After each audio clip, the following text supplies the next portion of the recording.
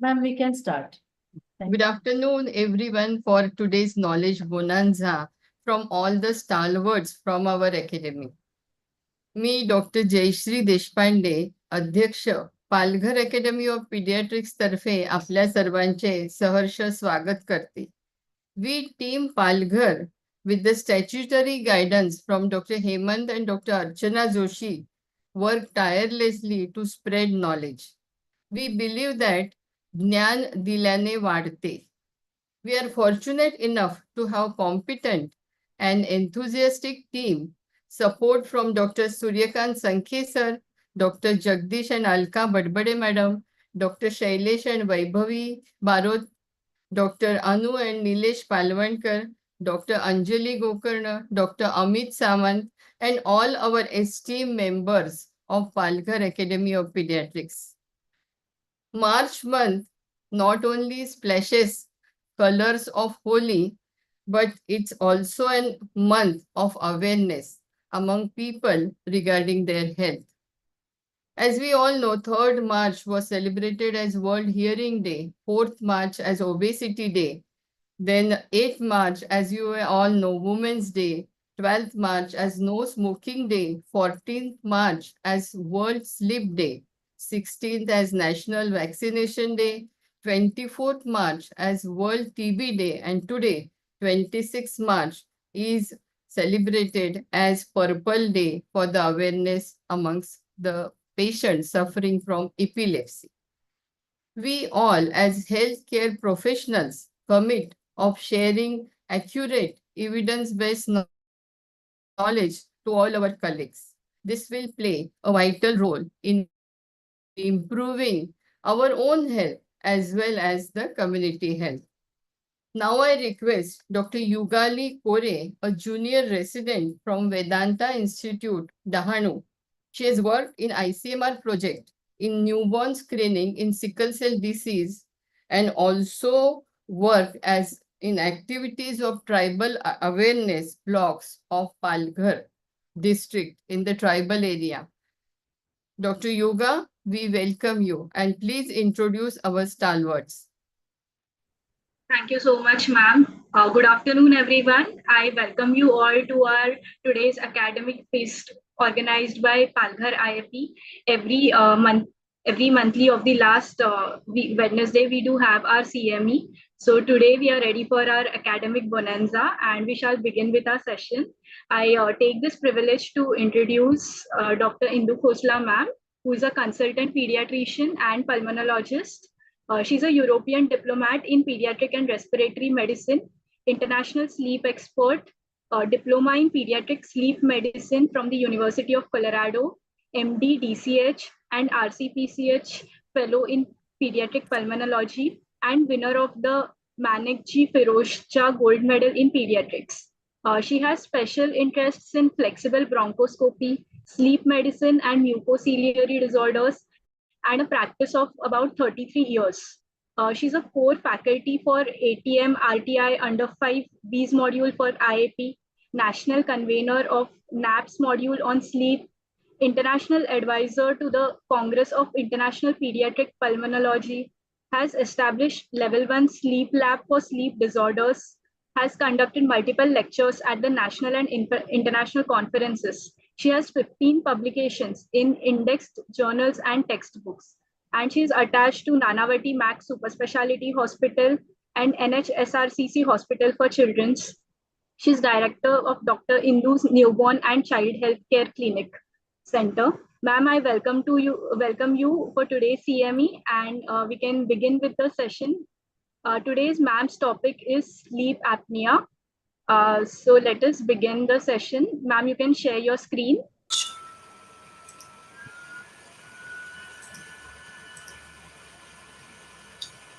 Is my slide visible?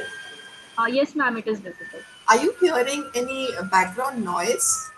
Yes, Yes, there's ma'am. a whistling sound. Is it too bad? Is it very disturbing? Then I will have to change my device in just the next 5 seconds. Yes, please change if you can.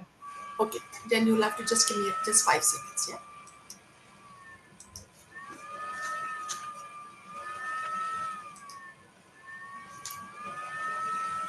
It's gonna sign up from here.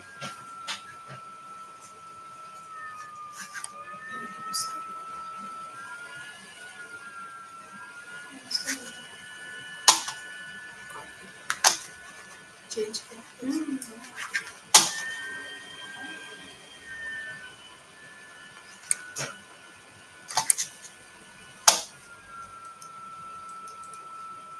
इसमें ये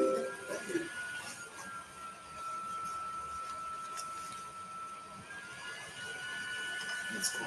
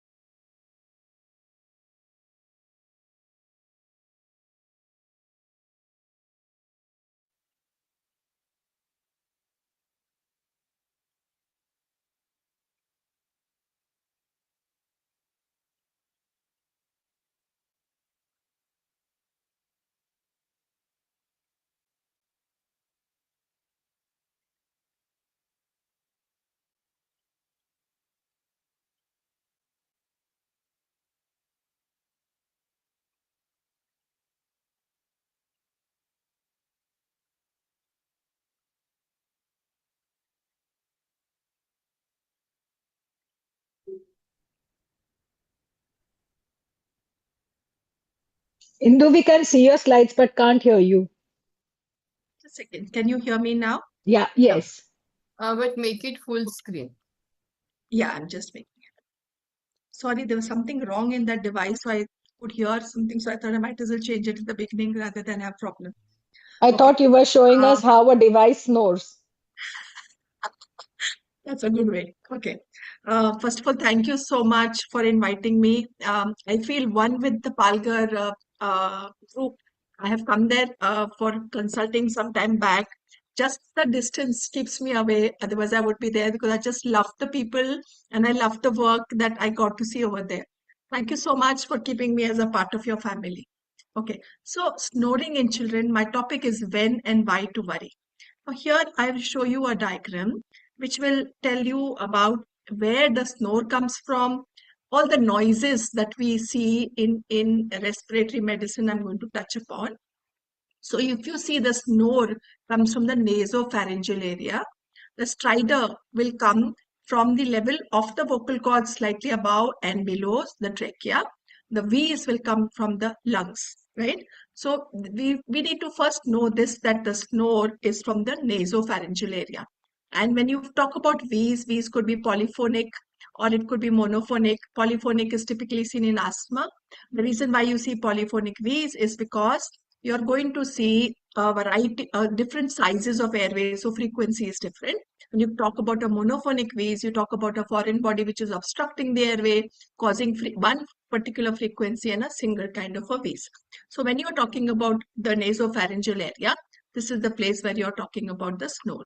The rattles and the grunt comes from a collapsing alveoli when a patient makes an effort to open the airway.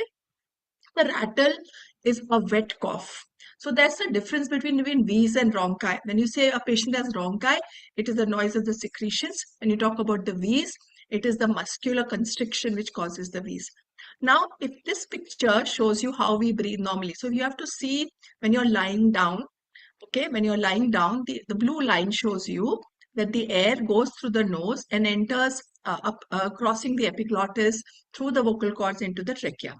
Now, if there is an obstruction, either caused by the tongue in the second picture, where the tongue is falling back, or if you have adenoids, which are here, or if you have tonsils, which are here lower down, there will be obstruction. So when there is obstruction, the air cannot pass through the nose.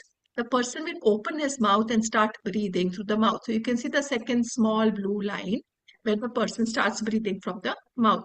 And you can see a little air trickling down. When this happens, there is some air going through the nose and some air going through the mouth. So there is something, the uvula, which is in between, which will start vibrating because there is air pushing it and pulling it from both the sides. That is what you hear as a snore.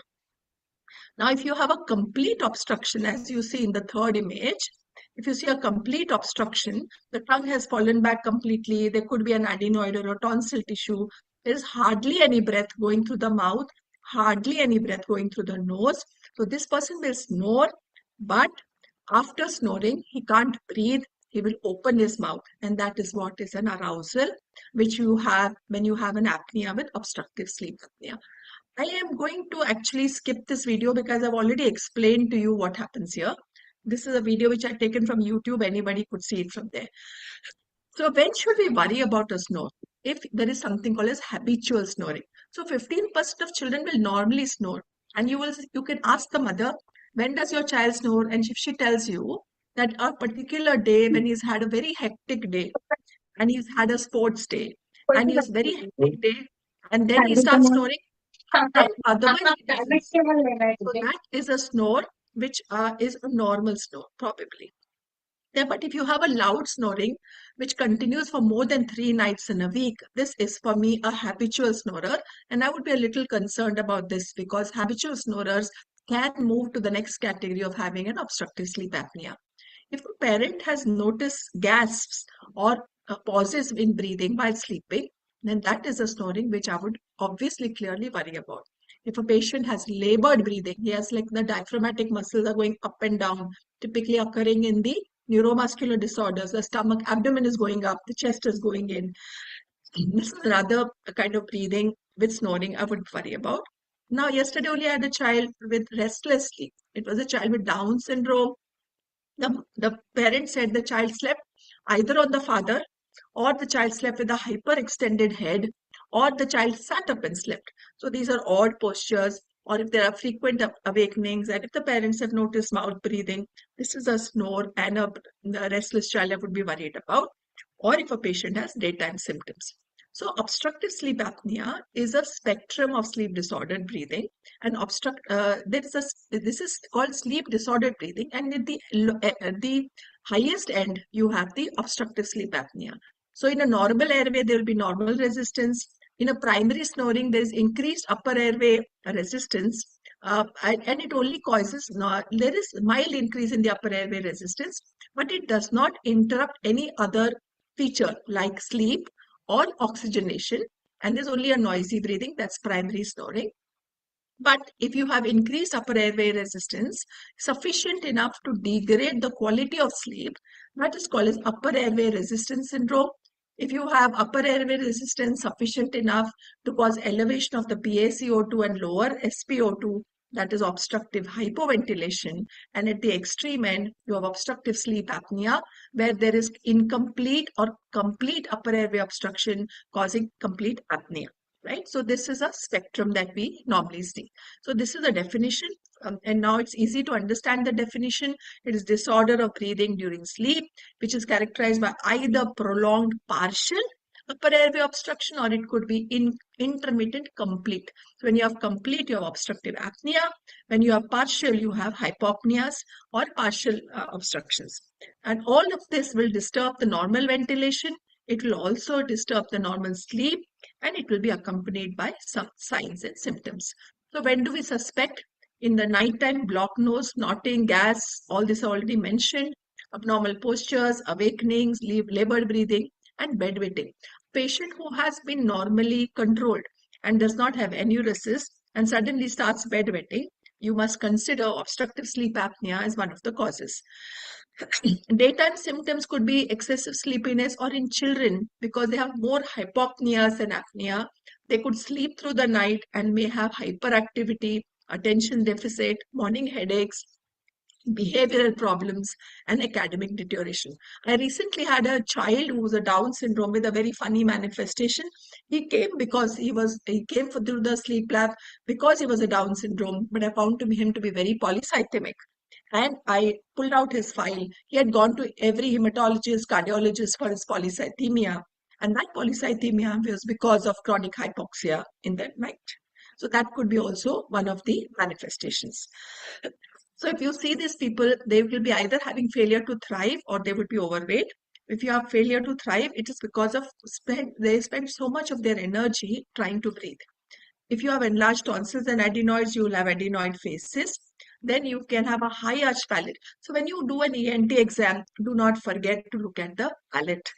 Okay, when the babies continue to breathe through the mouth, initially the palate is made out of cartilage. This gets modified to form a very high arched structure. So if you see a high arched palate, it is an evidence of mouth breathing. You may have a lot of syndromes, Downs I've already mentioned, craniofacial abnormalities, all of them who can have obstructive sleep apnea. And if it is prolonged, you can have pulmonary hypertension manifesting as loud P2, or you can even have systemic hypertension. The size of adenoids and tonsils poorly correlate with the severity of sleep apnea because there is much more than the size of tonsil adenoids to the cause of sleep apnea. So how common? Primary snoring, 10 to 15% will snore. Habitual is 3 to 12%. And of all these children who snore, 1 to 5% will have OSA. But I actually beg to differ with the prevalence of OSA. Post-COVID, the number of children with OSA that we have seen is simply phenomenal. Okay, I don't know if it's a referral bias, but I have seen too many children with OSA now. Okay, now factors leading to OSA could be anatomical, which could be either craniofacial syndromes, which could have retrognathia, your Treacher-Collins, your Pierre-Robins, your Prader-Willis. Okay, so they all can have retrognathia, hyperglossia, so all these, and of course your adenoidal tonsillar hypertrophy, which are the commonest reasons for leading to OSA. Then you also could have obesity, which can cause it because it causes fatty infiltrates in the upper airway. Obesity is known to decrease the functional residual capacity, decreasing lung compliance, and there's alteration in the functional mechanism regulating the upper airway patency. Neurological conditions which alter the tone, so neuromuscular disorders, inflammation of the upper airway are also factors which can lead to OSA. So what happens? A person sleeps, okay, and if there are anatomical or other factors, say obesity or any other factor which can cause upper airway collapsibility, as he sleeps, his airway collapses. When his airway collapses, he gets an apnea. When he gets an apnea, there is hypoxia and hypercapnia. Now the chemoreceptors of the brain sense the hypercapnia more than the hypoxia and suddenly cause an arousal by increasing the ventilatory effort. So this will arouse the person from sleep. All the pharyngeal muscle activity, the dilators which have gone to sleep will suddenly get opened up and they will dilate the airway. Airway becomes open. Patient will get up. Then he will hyperventilate. Once he hyperventilates and then he will go off to sleep, and again we get into the cycle of hypoxia, hypercapnia. This is how it just keeps going night on night. Now this is a 3-year-old boy. Let me discuss a few cases to make it a little more interactive and interesting. 3-year-old boy from Palghar, and it was referred to me, I think, by Dr. Barwat, if I'm not mistaken. Presents with recurrent episodes of cold, cough, and wheezing. Interval periods, he had cough with exertion and cold. My mother says his nose is always leaking. And he also had mouth breathing and snoring. So we thought maybe he has multi-trigger wheeze, maybe he has some amount of allergic rhinitis, and possibly he also has some adenoidal hypertrophy. So recurrent infections can also obviously will cause the lymphoid tissue, that is your adenoids and tonsils, to get hypertrophied. More the adenoids than the tonsils. They are after all your first policemen. So, how will you approach this patient? So the first important thing is history.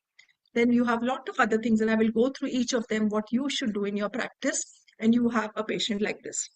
So will history help us? Does X-ray help us? Sleep questionnaires help us. So sleep questionnaires have a variable sensitivity and specificity, and they are not been validated for the Indian population. Audio video recordings, if a patient brings a recording and is clearly showing you a sleep apnea, it has a positive predictive value of 50 to 80%. And a negative predictive value would be probably lower. It would be about 50 to 70% because they could have missed a apnea while they were themselves asleep. I'll also talk about pulse oximetry and I'll talk about sleep studies. So this is a simple questionnaire which I think all of us in our busy practice should spend a minute to understand and to take a history of sleep.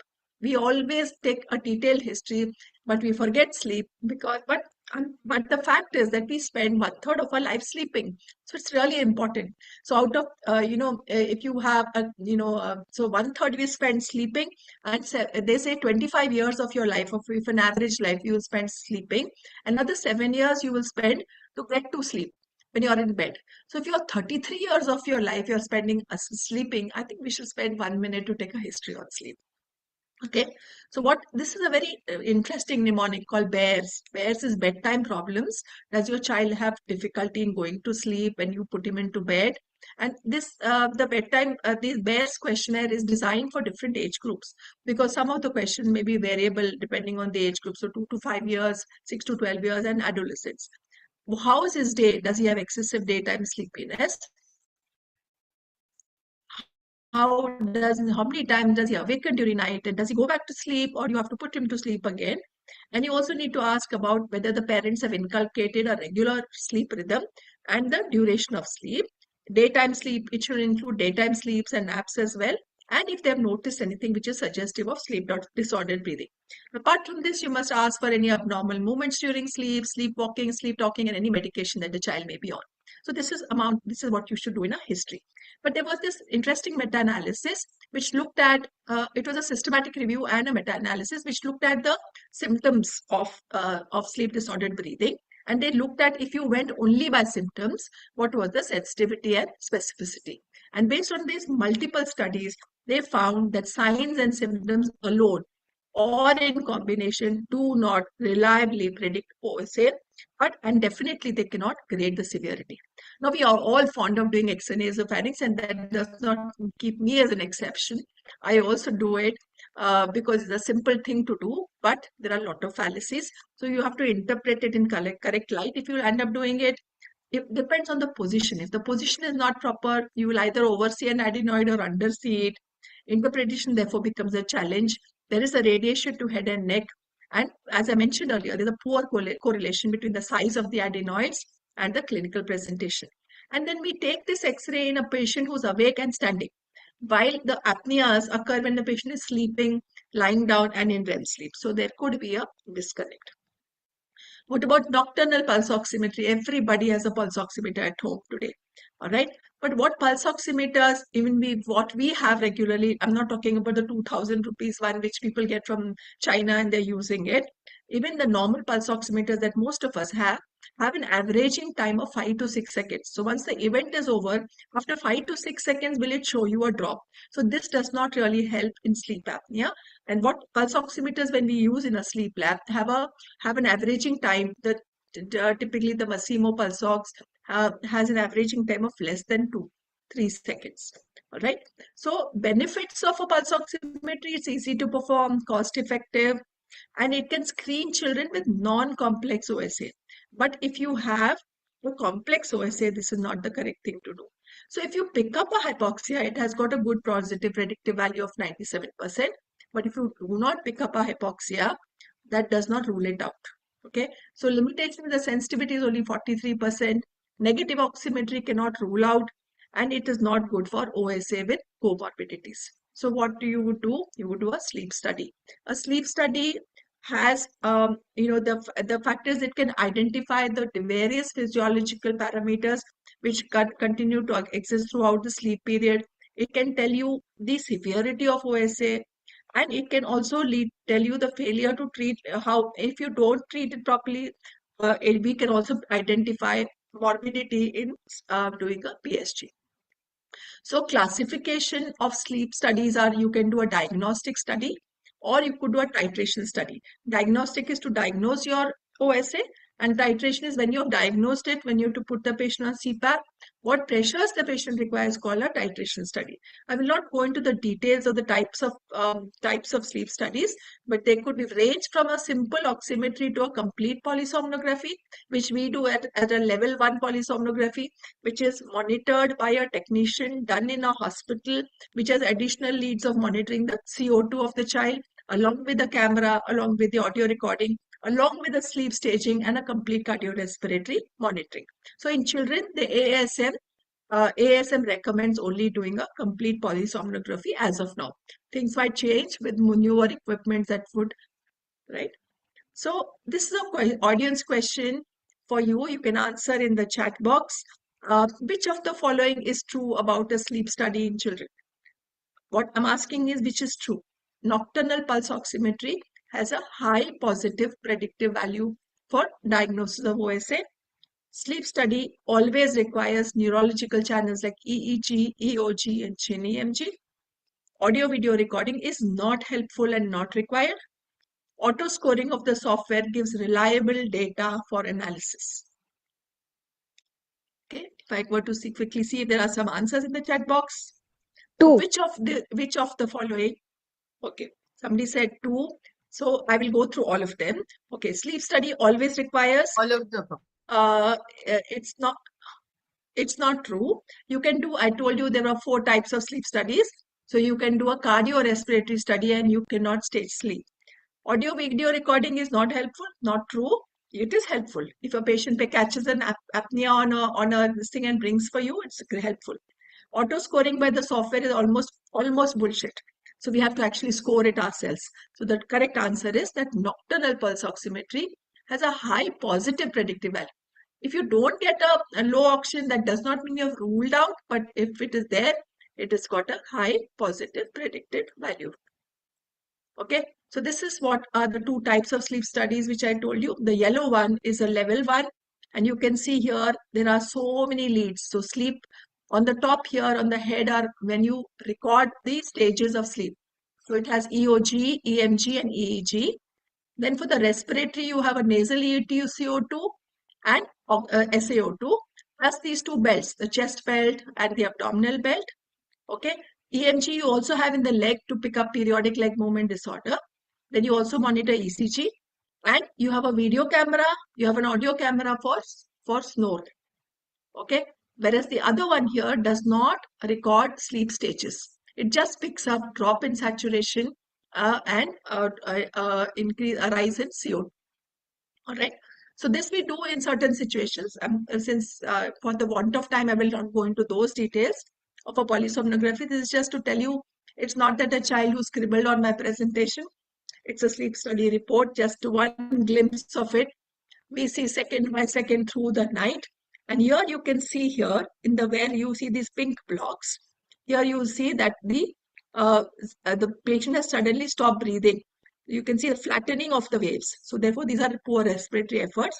And you can also see below that the saturation is dropping when there is flattening. Maybe you can see it better here. You can see here up here how the saturation is dropping in these red blocks. When the patient gets an apnea, the saturation drops. And you can see here in the blue block how the intensity or the amplitude of the waves becomes less. So the amplitude of the waves have become less in the blue block. Corresponding to that, oxygen saturation has dropped. Okay. So AHI is apnea-hypopnea index. It's number of apneas and hypopneas per hour. If it's less than 1, it's normal in children. 1 to 5 is mild obstructive sleep apnea. 6 to 10 is moderate, and more than 10 is severe. Okay. So this patient of ours who had come, the one who had come from Palghar, a sleep study was done. He had an apnea-hypopnea index of 12.8. So he was into the category of severe OSA. So how do you manage in your clinic? So suppose you have an OSA, and if it is mild, okay, here maybe your history also will help you a little bit, but not 100% accurately. In fact, to classify as mild to and moderate to severe, you need to do a PSG. But if it's mild, you can do a medical management and follow up these patients. But if it is moderate to severe, evaluate for adenotonsillar hypertrophy. If you have significant adenotonsillar hypertrophy, the answer is surgery. And if not significant, and you have no other reasons for the child having OSA, not tonsil adenoid, maybe it is because of poor tone of the upper airway, you may have to consider CPAP. Post-tonsil adenoid removal also, because it is multifactorial, if the tone of the upper airways is poor, despite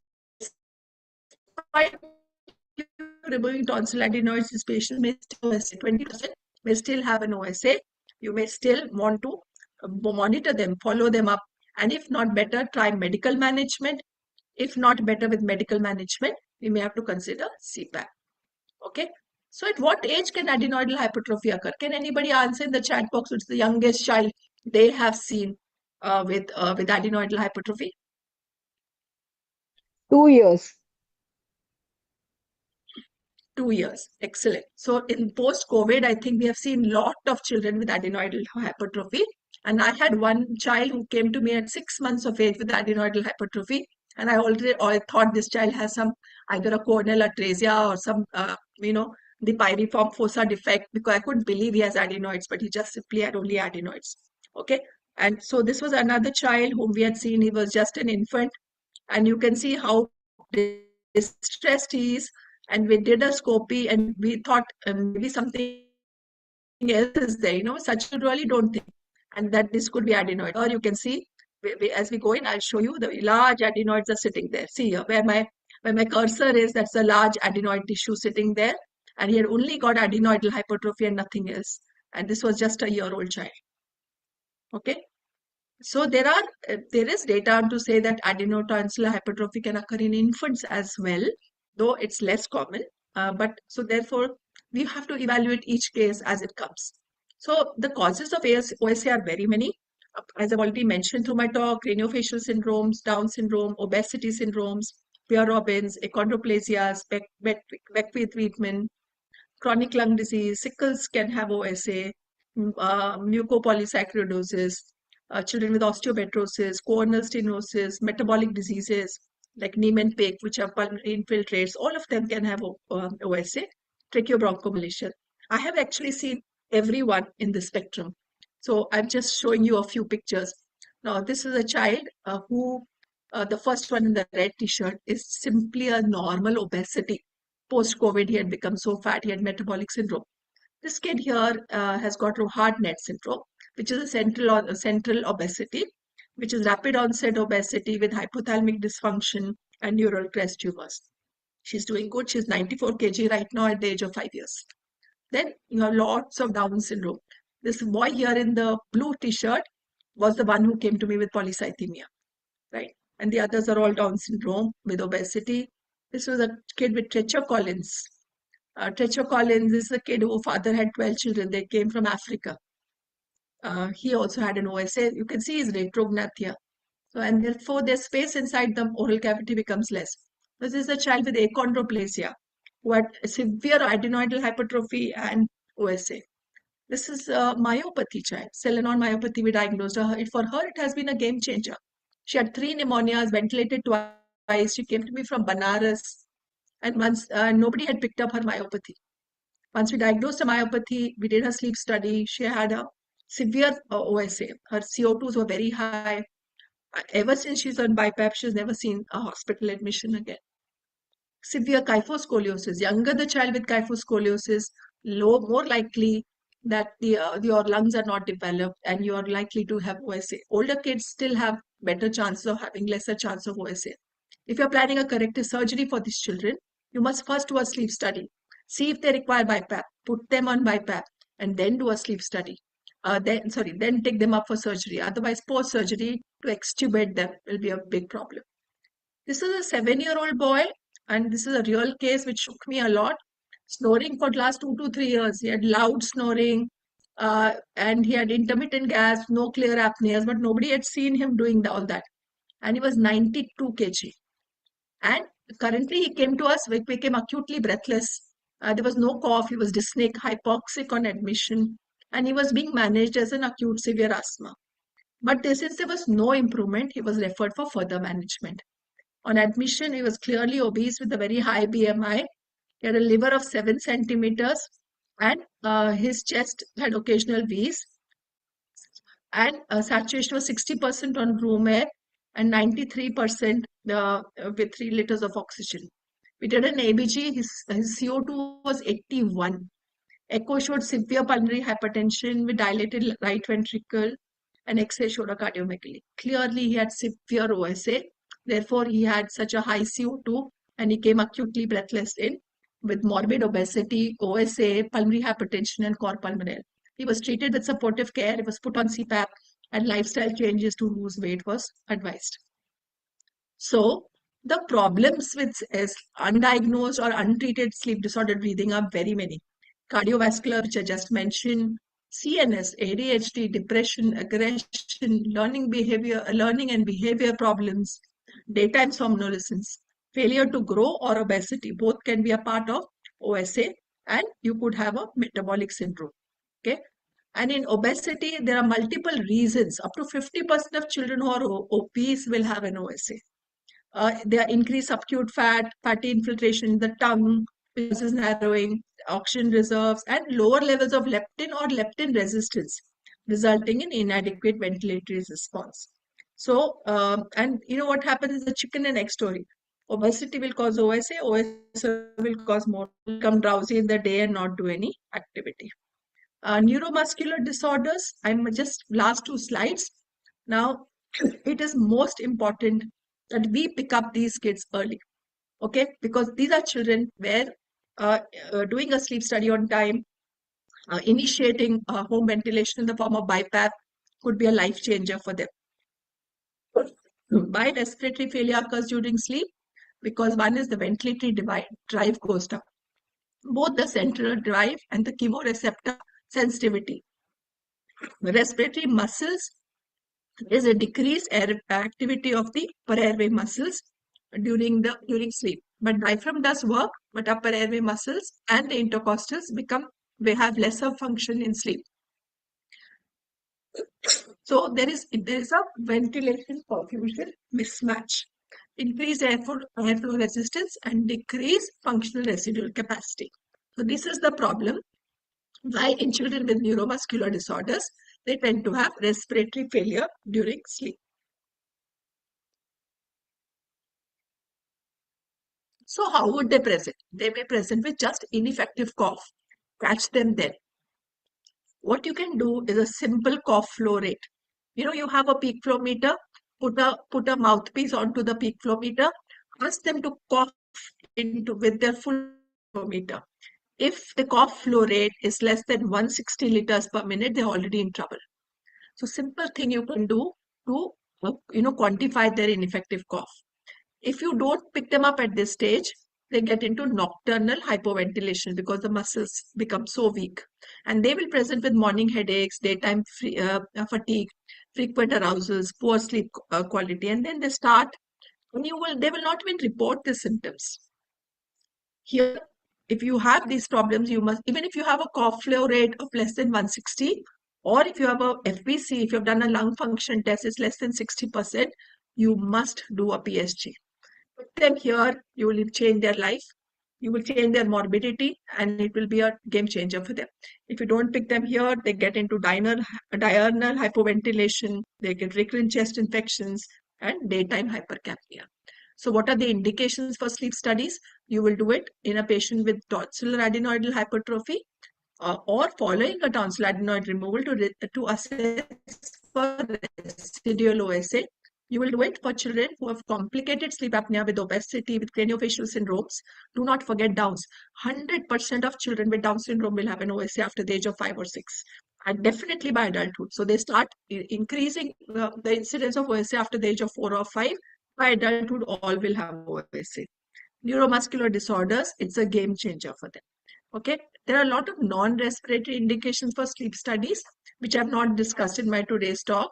So if you have nocturnal seizures versus parasomnias, if you want to differentiate, you need to put extra EEG leads to do that.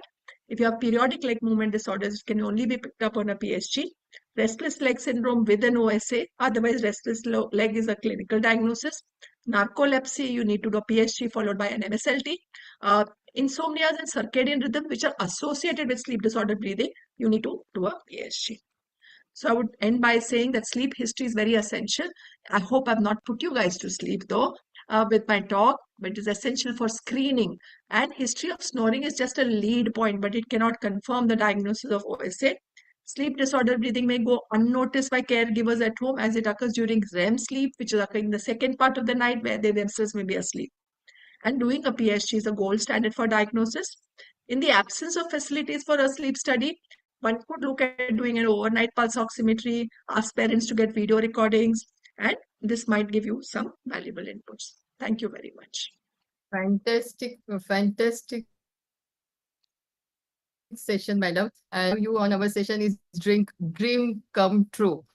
So thank you so much. And there is only one question in the chat that they were asking the AHI index in kids and adults. Is it different or same?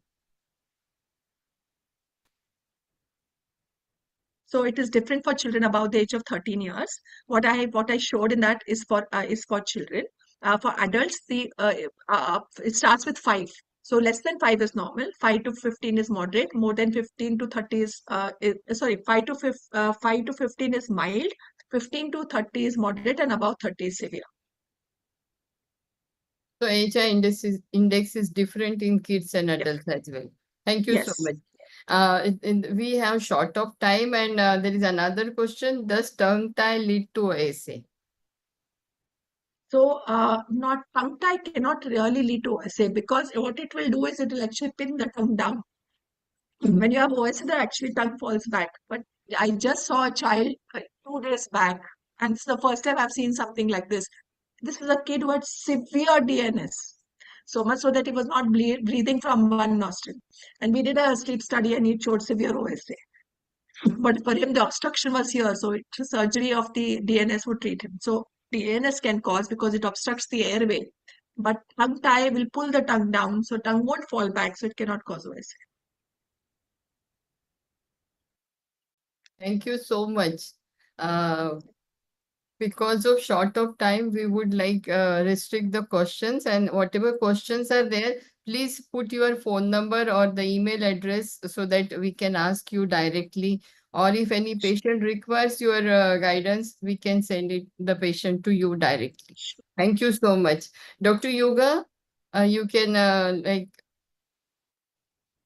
hello, Dr. Yoga. Thank you, ma'am, for such a wonderful session. We'll go ahead with our next speaker, Dr. Bella Verma, ma'am. She is a professor and head Department of Pediatrics in Grand Government Medical College and Sir JJ Hospital, Mumbai. She is a national IAP EB member from 2022 to 2024, fellowship in IAP and National Medico Legal Group West Zone EB member. She is also a member of the Maharashtra Task Force for Pediatric COVID Management from the year 2021 to 22, and National Faculty for NTEP, NCECD 24/7, Common Problems in Pediatric Practice, Fever Module, and ABC of Antibiotics. She was a president of IAP Mumbai from the year 2018 to 2019 and a honorary treasurer IAP Mumbai 2013 to 2016. Ma'am has 19 international, 17 national publications, and 2 book chapters. She has special interests in community pediatrics, medico legal, infectious diseases, and nutrition. Today, ma'am will be discussing on latent tuberculosis. I welcome ma'am for today's session. And ma'am, can you please share your screen so that we can begin with our session? Yeah, good afternoon, everyone. And I'm very grateful and thankful to IP Palghar office bearers to invite me today to speak on this topic of TB infection.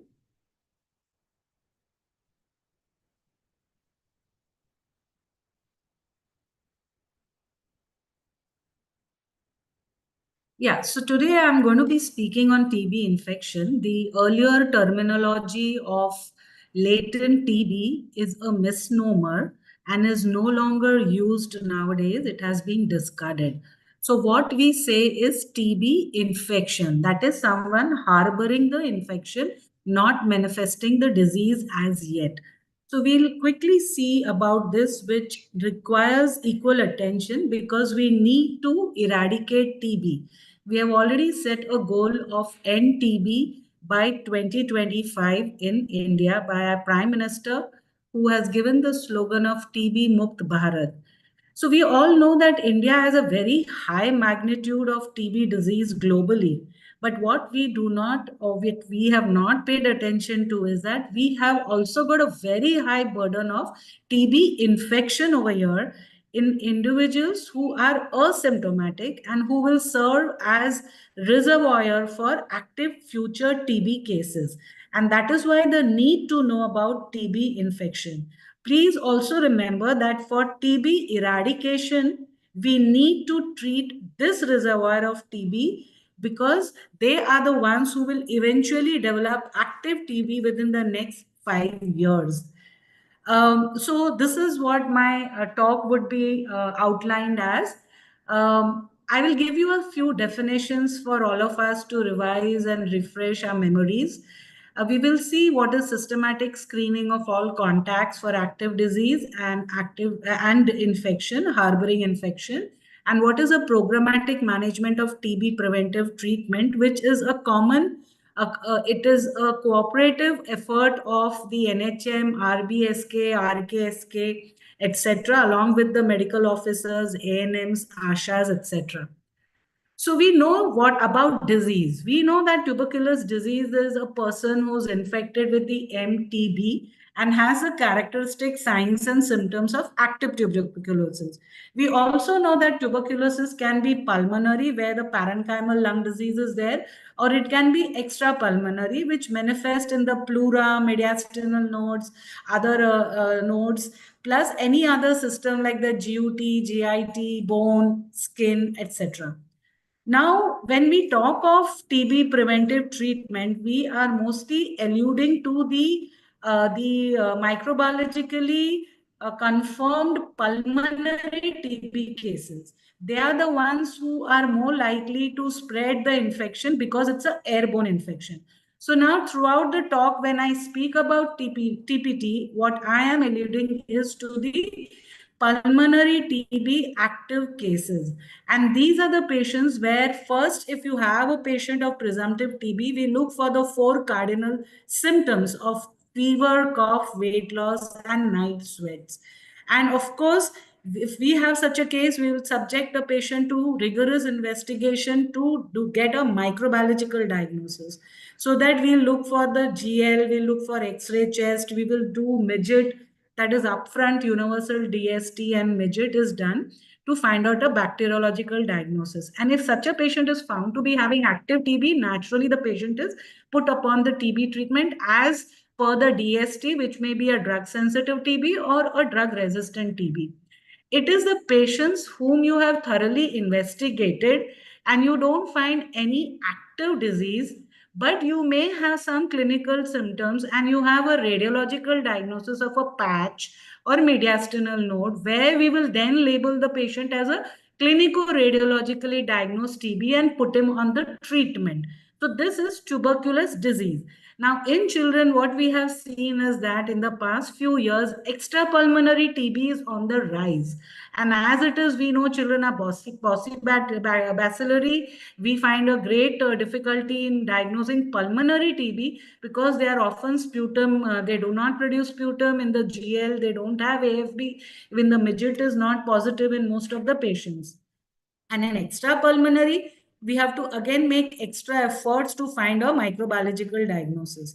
So in children, to diagnose TB infection is even more difficult than it is to diagnose a TB disease, I think. So this is TB disease. But today I am going to talk about TB infection. Please understand that India also has the highest burden of TBI, that is about 35 to 40 crore individuals who are having TB infection. These are the reservoirs of the TB bacilli. They are presently asymptomatic, but an estimated 26 lakhs are likely to develop active TB per year. And 5 to 10% of those who are infected will develop TB disease over the course of their lives, usually within the first 2 years after initial infection. The risk is more than 25 times among contacts of bacteriologically confirmed TB patients as compared to the general population. to the tune that 97% of patients exposed to an open pulmonary TB will develop tuberculosis within 2 years. So kindly understand the magnitude of the problem of this reservoir, so-called asymptomatic reservoir at present, who can develop TB. And then, of course, the disease keeps propagating and we will never achieve our goal of end TB. Estimated 33% of world's population at present has TB infection.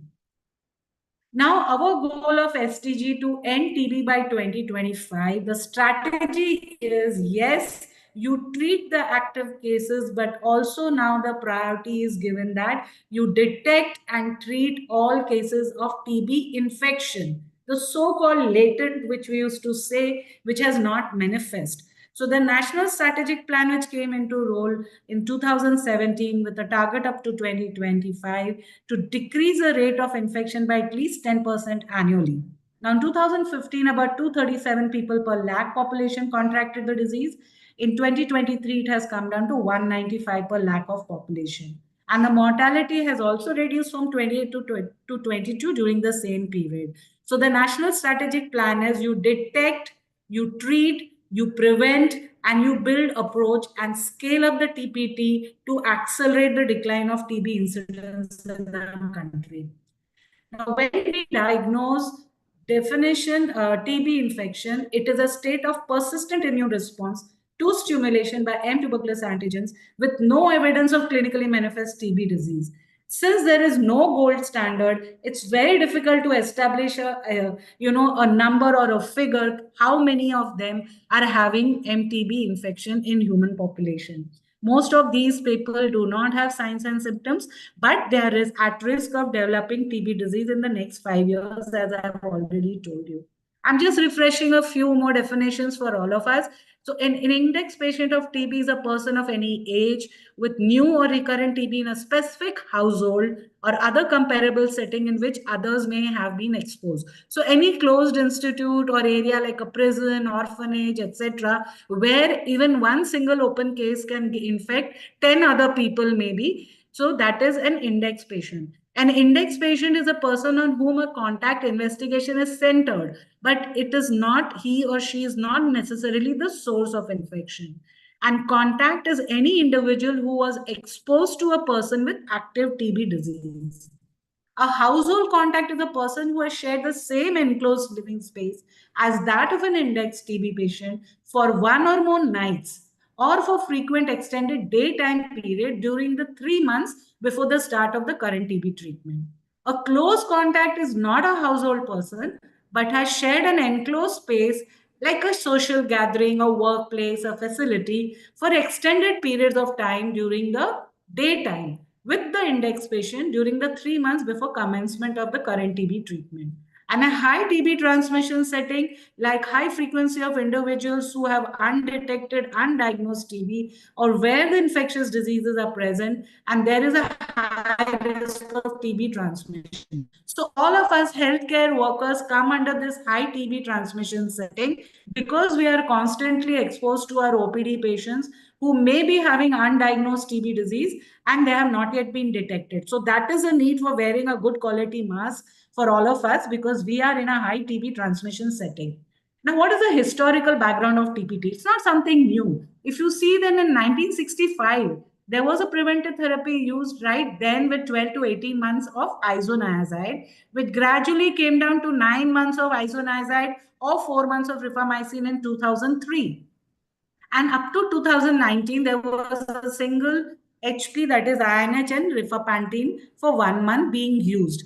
And of course, this is an old data of 2019 because presently now we have another introduction of 3HR.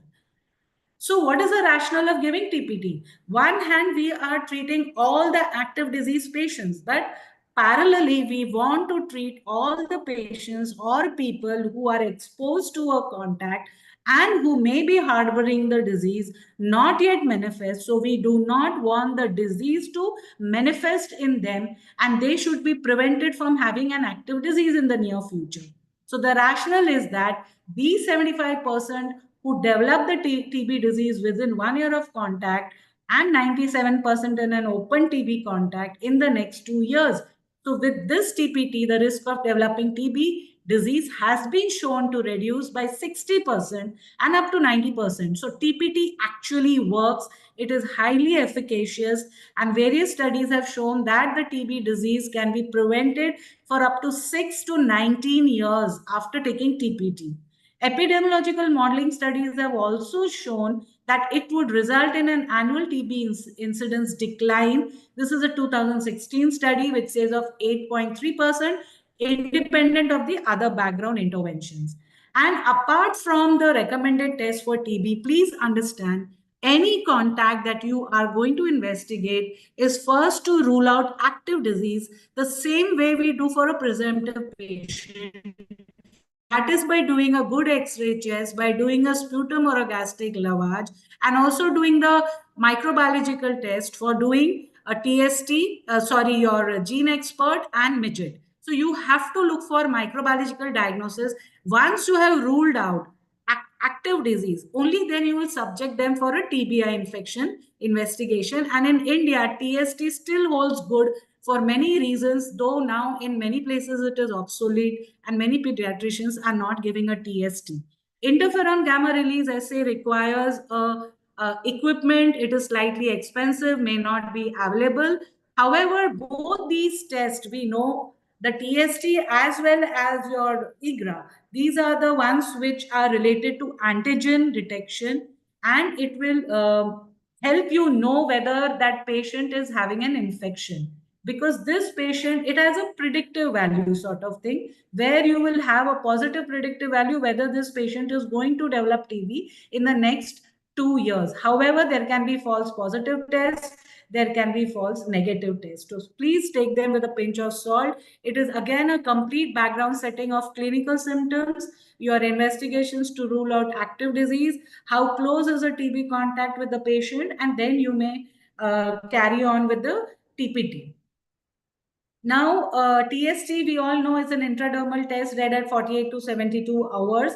And IGRA is a blood test, which is having the two antigen ESAT6 and CFP10. Also has a TB 7.7 antigens, specific TB antigens, which are not affected by the BCG vaccine or the NTM bacteria. Now, TST and IGRA, they measure the immune sensitization. They are type 4 or delayed hypersensitivity.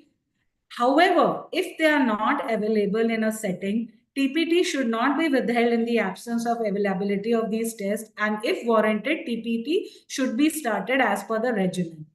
We have to do certain pre-TPT assessment, like a good personal history for any drug allergies, any medications a patient is on, especially ART, nevirapine, looking at the baseline LFT and other social and financial situation, because these patients do not get any benefit from the government. Unlike the patients who are on a treatment, they get some direct benefit transfers, but these patients do not get, and the patients on the disease treatment also get nutritional Nikshay Poshan help, which these patients are not getting any availment of. Therefore, they may have to spend from their own pocket to come to the center for their medications. So adherence is a big issue over here, and therefore counseling has to be done, because often they think कि हमको तो कुछ बीमारी नहीं है, हमको कोई symptoms नहीं है, why should we take treatment for 3 months?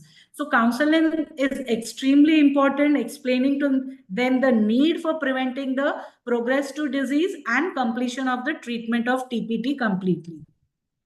Now, this is an algorithmic approach, as you can see, that got about 3 groups over here, and here you have a household group. So if it is a symptomatic patient, then you first investigate for active TB. If there is no active TB and preventive TB treatment can be given, then you will start the TPT as the regimen is, which I will tell you in a few minutes.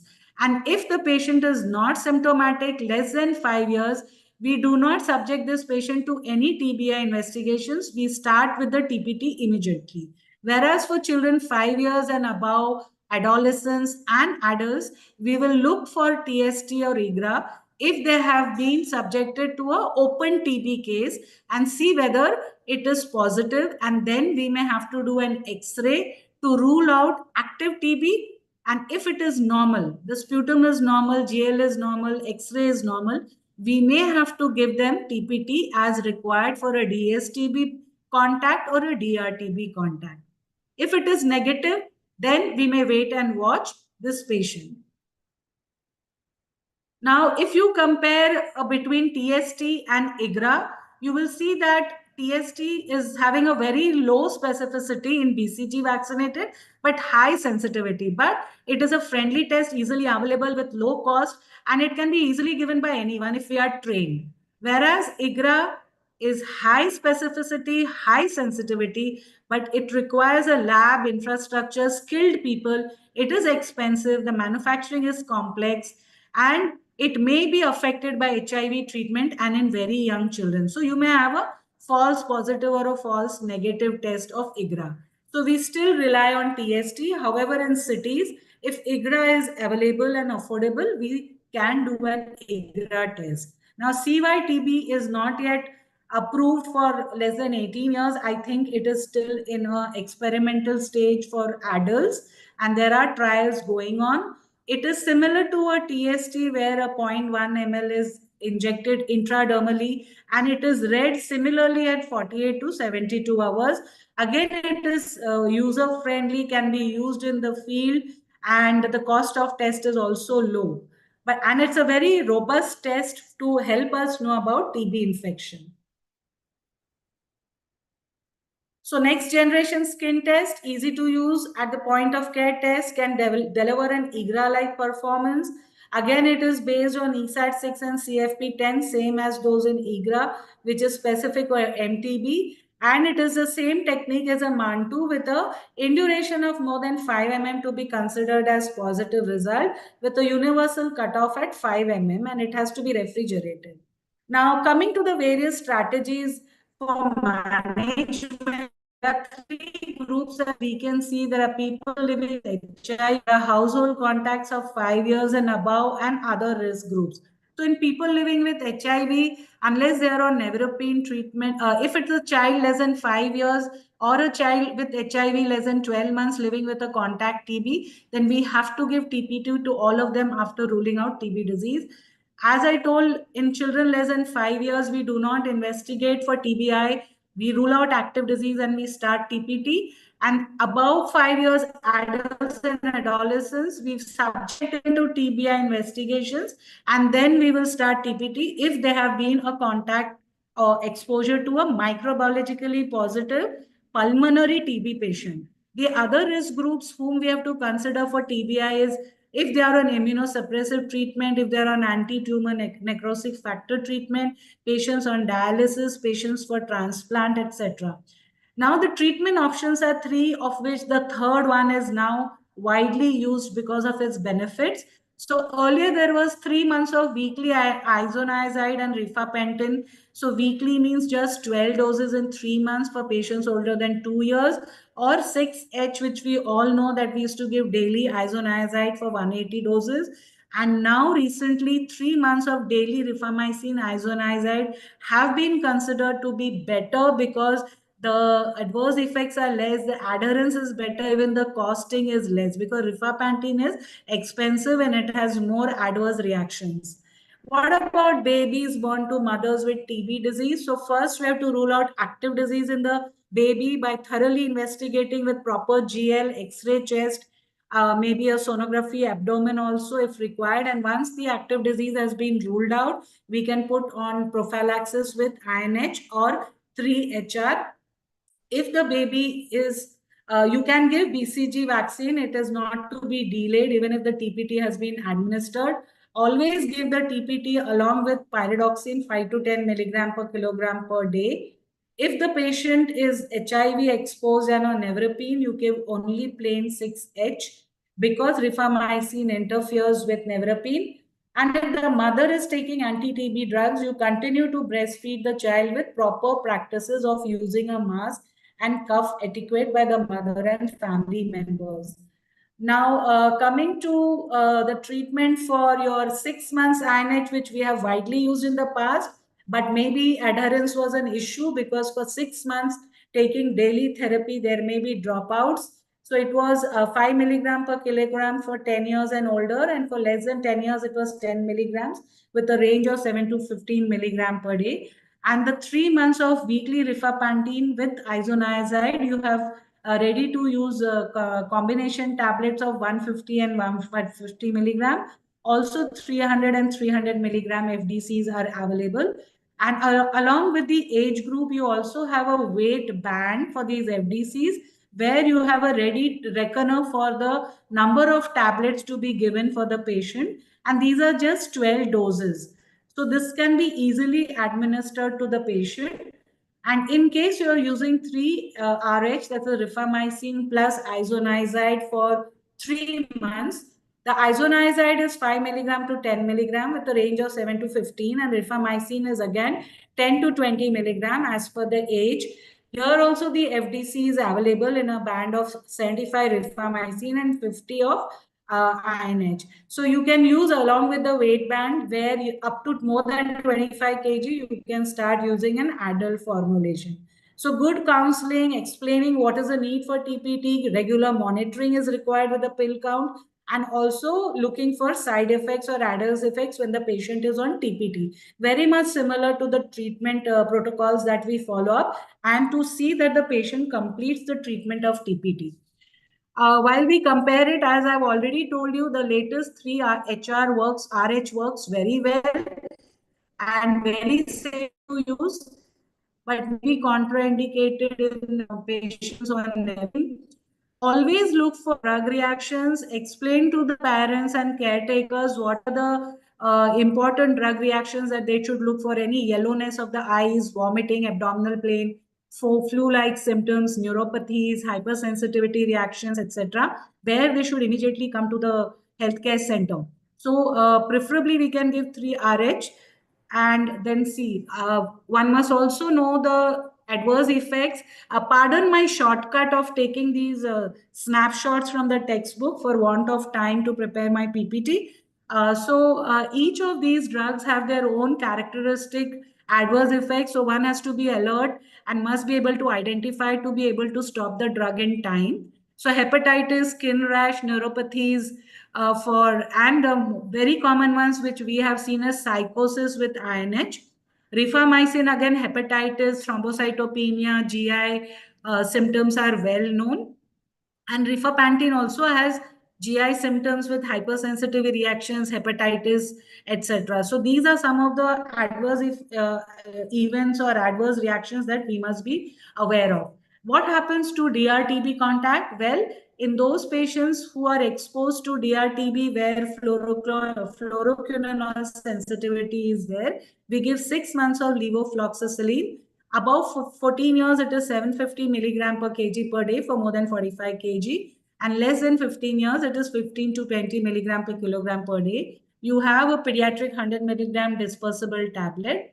In patients where you have got H resistance, but sensitivity rifamycin, you can give daily rifamycin for 4 months in such patients in the range of 10 to 20 milligram. Again, explaining to them about the adverse effects about the drugs and keeping a regular follow-up. Now, just to recapitulate that 1 in 3 Indian carries TB infection, and 2 patients of TB die every 3 minutes in India. TB infection can be prevented from progressing to disease using medicines. So you have got pharmacological prevention by using the TPT drugs, and you have got immunological prevention by the BCG vaccine, which is again in a trial phase in adults. So please understand, TB disease is treatable, but to prevent infection from progressing into disease, we need to take the help of TPT in the high-risk population group who have been exposed to a microbiologically, bacteriologically confirmed pulmonary TB case, because those are the ones with the highest transmissibility in the population because of the airborne infection. Now, the surveillance for TBI is done by the DTO at the home place of the patient. So if I have a patient of a girl, a teenage girl of open tuberculosis, When she is sent home on her medications, the RNTCP center, the NTP center from JJ will refer her to a center near her house for the medications. It is a surveillance team from by the DTO which goes to her house, which will identify any active disease in the family members and siblings. After ruling out active disease, they will look for TBI by doing an X-ray chest or sputum. At present, since 6 months, the X-ray chest is also not working in Mumbai. And then they will see whether there is a need for TPT in those. So it's done actually by the DO and his team, and for want of under staffing, perhaps sometimes it is not done and it is not uploaded on their Nextshare ID. So we have no way of knowing whether my patient. I can investigate the parents who are here in the hospital or call the siblings.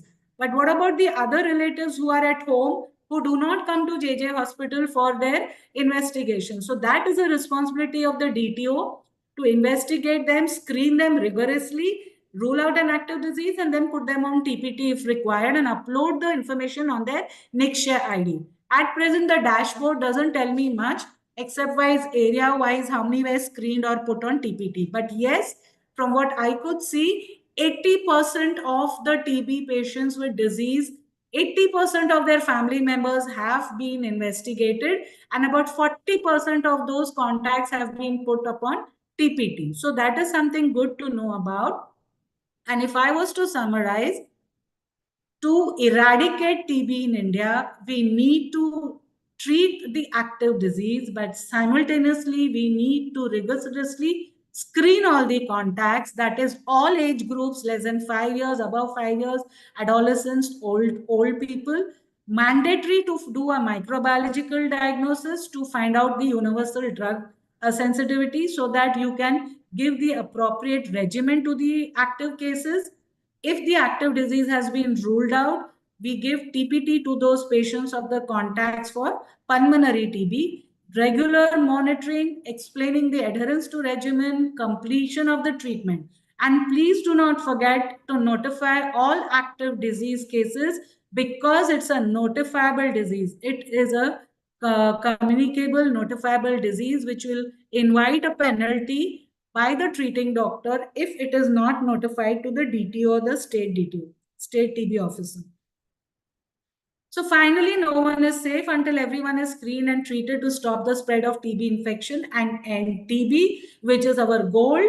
And yes, we can end TB. We have to commit, we have to invest and deliver appropriately. These are my references. Anyone wanting further reading, kindly go to this website, which will give you all the information. And most of my information is from the July 2021 guidelines for the programmatic management of TB preventive treatment in India.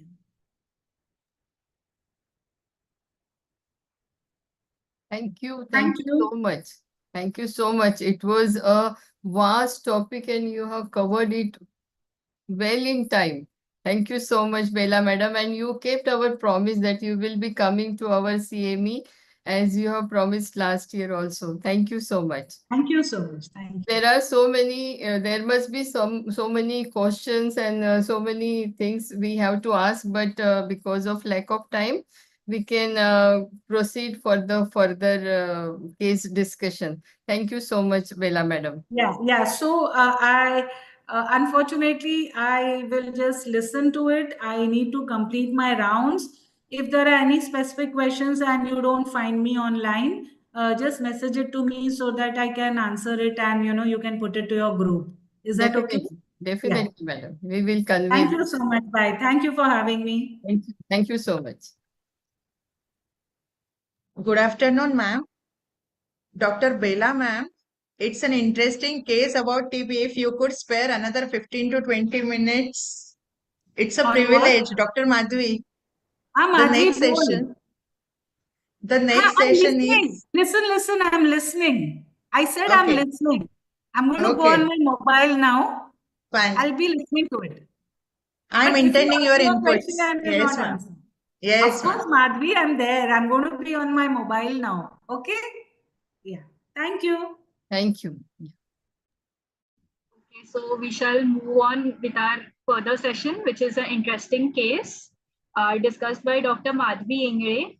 Ma'am is Assistant Professor, Pediatrics and Deputy Dean at Postgraduate Institute of Medical Sciences, Navi Mumbai. She is the in charge Thalassemia Daycare Center, General Hospital, Vashi. She's also the Nodal Officer for Antiretroviral Therapy Department, NMMC, and member of the Task Force for Immunization at NMMC. She's an executive committee member of Navi Mumbai Association of Pediatrics 2020 to 2022, and till date, she is a member, organizing team member and faculty for Mahapadicon 2012, faculty in IAP Vaccinology course, IAP VAC May 2024, faculty in Adolescent CME conducted by NMAP in September 2024, speaker for special Facebook Live event for school children on becoming health heroes for preventing waterborne and vector-borne diseases, arranged by the Navi Mumbai Municipal Corporation in July 2024. Ma'am has special interest in adolescent health, hematology, and social pediatrics. Today, she'll be discussing an interesting case along with her junior resident, Dr. Umama Patel. Ma'am, we can start with the session. You can kindly share your screen.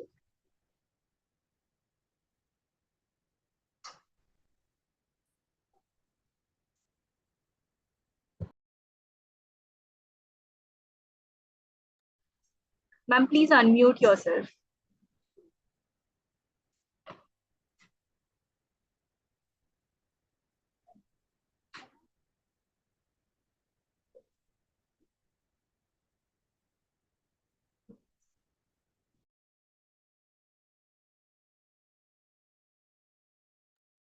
Madhavi ma'am, screen was full. Previously, it was full screen. Kindly click on the slideshow. It will make your screen full.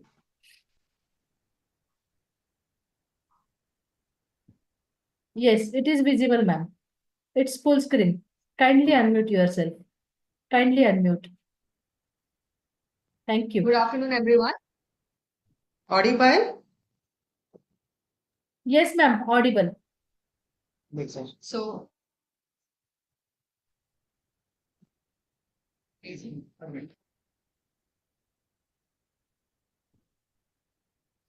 let's discuss our first case. In this case, there is a 9-year-old female child of third degree consanguinity, which is second by birth order. The patient came to us on 14th February with symptoms such as fever and pain in abdomen since 1 month. There was vomiting on and off since 1 month, and there was decreased appetite. The fever was moderate to high grade, intermittent, not associated with rash, chills, or rigors. There was abdominal pain, which was parambolical, occasionally severe, associated with vomiting, which was 1 to 2 episodes per day, on and off, non-projectile. There was history of decreased appetite, history of loss of weight. There was no history of COX or COX contact or past hospitalization or similar illness in any family members. There was no history of arthritis or uveitis or skin manifestations. Birth history was uneventful. Developmentally, she was appropriate for age and immunized till 5 years of age.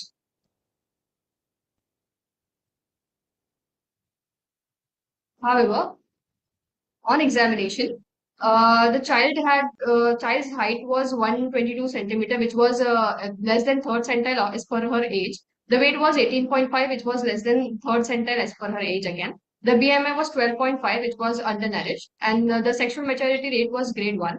The child was Your afebrile with slides pulse are of not 100 per moving. Your slides are not moving now. not moving. Yeah. Just a second, ma'am.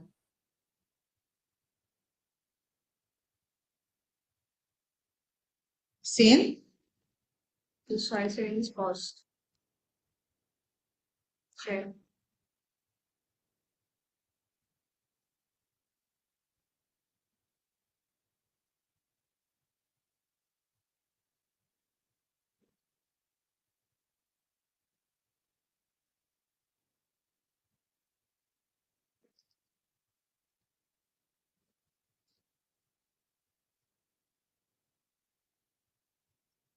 Seen?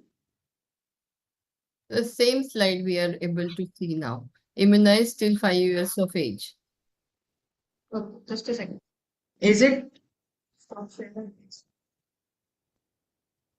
Okay, we have stopped the share. We are starting. We are starting again.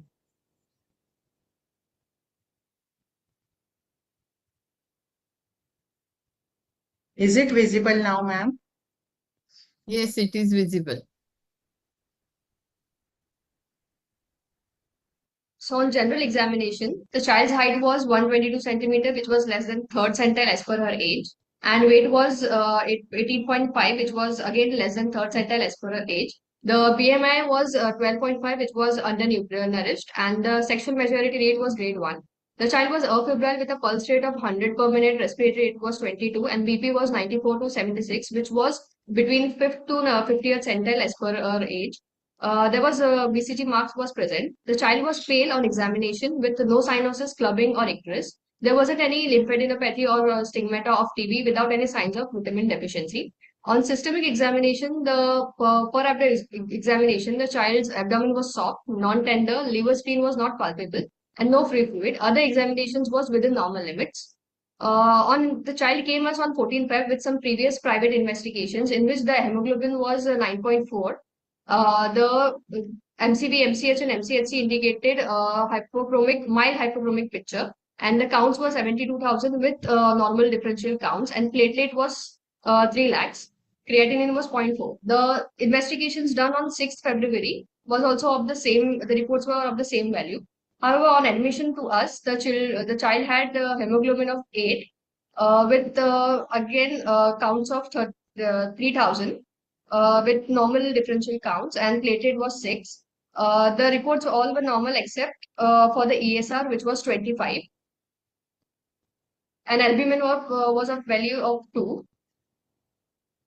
The Montu test was done to rule out the COX, which was negative, and the gastric lavage was done for gene expert, in which the MTB was not detected. The X-ray was performed, which was within normal limits. The child had came us with a USG report, which had suggested there was mild liver enlarged with a size of 14.5 centimeter. There was a thickening of the ileocecal junction, which was measuring 6.5 to 7 millimeter. There was evidence of multiple mesenteric lymph nodes, which appears to be necrotic in the para-aortic and right iliac fossa. This whole picture suggestive of infective etiology, which is likely to be COX. Yeah. So after this all investigations, we came to two differential diagnosis, which was abdominal COX and with or without Crohn's disease. So further help us with the evaluation, we did an abdominal CT, which suggested us that there was a diffuse circumferential bowel wall thickening seen involving the distal ileum, ileocecal junction, and cecum, and ascending colon. There was associated minimal surrounding fat stranding seen at the ileocecal junction with minimal enhancing peritoneal thickening at right iliac fossa. The maximal bowel wall thickening was measured in the ileum, which was 7 millimeter, and 9 millimeter in cecum.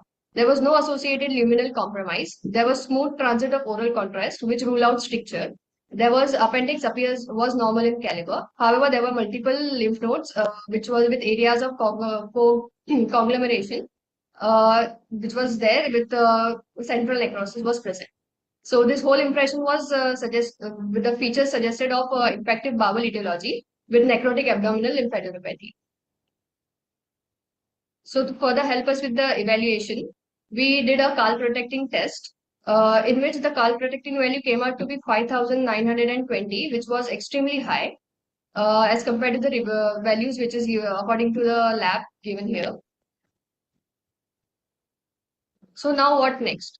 So to further evaluate, we went ahead with a tissue diagnosis, for which we did a colon biopsy, in which the biopsy revealed that we did a colonoscopy with biopsy. So the report suggested that the upper GI endoscopy was normal. There was ileocecal valve deformed and shows strictures. There was deep transverse circumferential ulcer in the cecum with exudates. And the ascending colon also had deep transverse ulcer with exudates. The rest of the colon was normal. From the disease part, the colon biopsy was taken, whose report is as follows. The report of the biopsy suggested of MTP was detected, which was very low, without any rifampicin resistance. And then histopathology sample was taken, whose report is still awaited. First line liquid probe assay was done, in which there was MTB again detected without any resistance to the first line drugs such as rifampicin or isoniazid. So to further we manage this child with, we started with the NTEP regimen, that is 2 HRZE plus 7 months of HRE and pyridoxine with other multivitamin tablets. The patient tolerated the treatment well and was discharged on 8th March. The patient came to us with a on follow-up after 2 weeks. The also patient gained weight of 15.5, which was discharge weight of 14.1. So family screening was done, which was negative. So now what is so special about this case? What does the literature say when we were trying to correlate what is the level of calprotectin and our patient? So the literature mentioned that overall disease burden of IBD in India is the second highest in the world after USA. As the study done by Dr. Ira Shah from Wadia Hospital, Crohn's disease and intestinal tuberculosis is always a diagnostic dilemma in the absence of concrete guidelines. Fecal calprotectin levels differentiate intestinal from pulmonary tuberculosis, which is a study from southern India. So what exactly is the calprotectin? Calprotectin is a cytoplasmic protein which is present in the neutrophils, which is released under the inflammatory conditions, ultimately forming a stable heterodimer.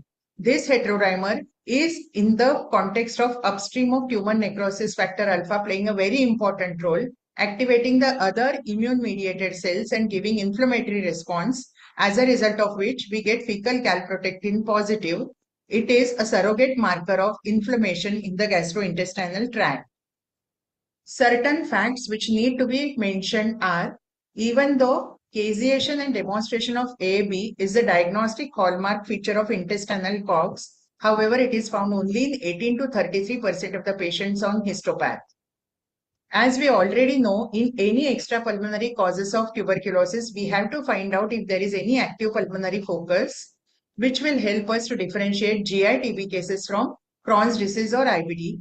But it is seen that only 20 to 25% of the patients of abdominal COGS will have concomitant pulmonary involvement.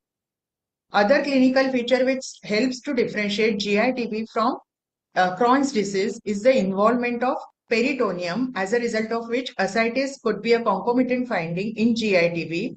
However, concomitant intestinal and peritoneal involvement can be seen only in around 16% of the patients with GI TB, further worsening the diagnostic dilemma between IBD with or without GI TB. As Madam has already mentioned, the roles of LT and Mantoux and IGRA as a diagnostic criteria of latent or tubercular infection. As we already know, we are staying in the TB endemic area. So either IGRA or Mantoux negative not always help exclude GI TB, as well as positive Mantoux or positive IGRA does not mean that the patient has active infection going on because of the exposure to TB. It could come positive, we staying in the TB endemic area.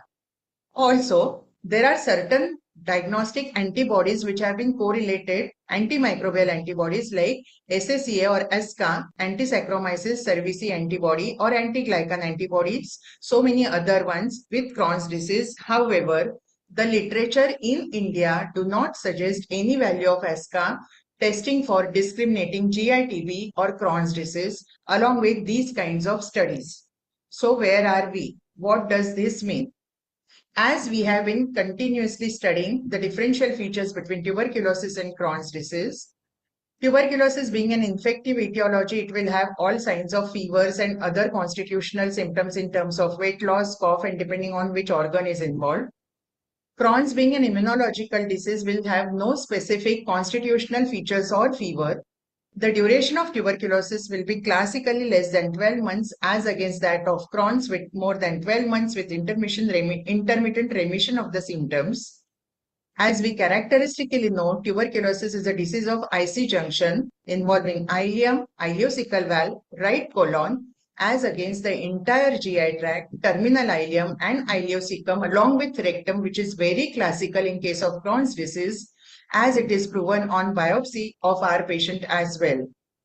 CT findings we have already seen in our patients. Just to emphasize again, Mural thickening without stratification and concentric strictures is a hallmark of tuberculosis, while mural thickening with stratification and eccentric strictures are seen in Crohn's.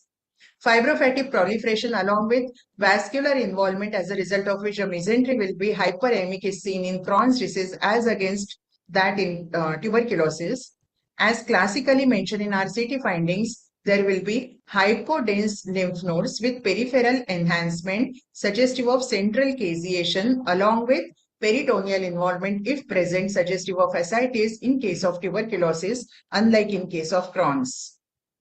So this patient, as mentioned, was rightly put on 2 HRZE and further regimen.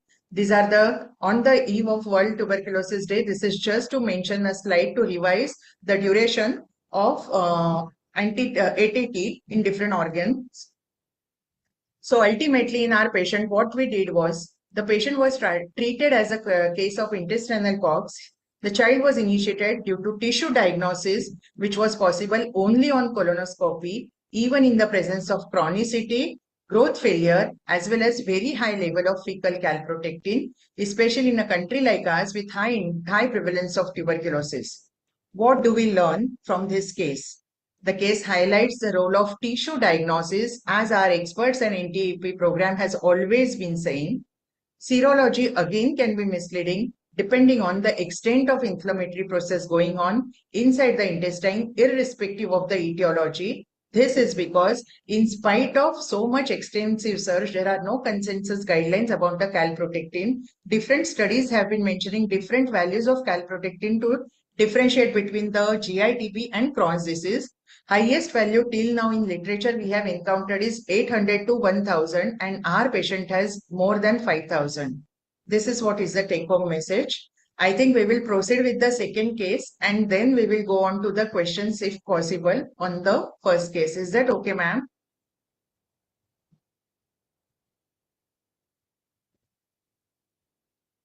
Go ahead with the second case. Go ahead.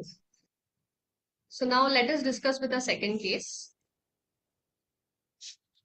A 4-year male child residing at Turbhe by birth order, born of non-consanguineous marriage, came with a complaint of cough since 1 month, not gaining weight since 6 months, which was undocumented. On examination, the child was thin-built, poorly nourished. Anthropometry suggested a weight of less than -3 standard deviation, with height also -3. Weight by height -3 standard deviation suggested of SAM, severe acute malnutrition. The heart rate was 100 per minute, respiratory rate was 48. There was subcostal retractions and intercostal retractions present. However, the SpO2 was 90% on room air with pallor present. There wasn't any lymphadenopathy or cyanosis or clubbing or stigmata of TB. On examination, the systemic examination, the respiratory system had air entry bilaterally equal. However, there was bilateral forced gaps. The child was active, alert, well oriented. The tone, power, and reflexes were within normal limit. Abdominal examination didn't had any organomegaly or no free fluid.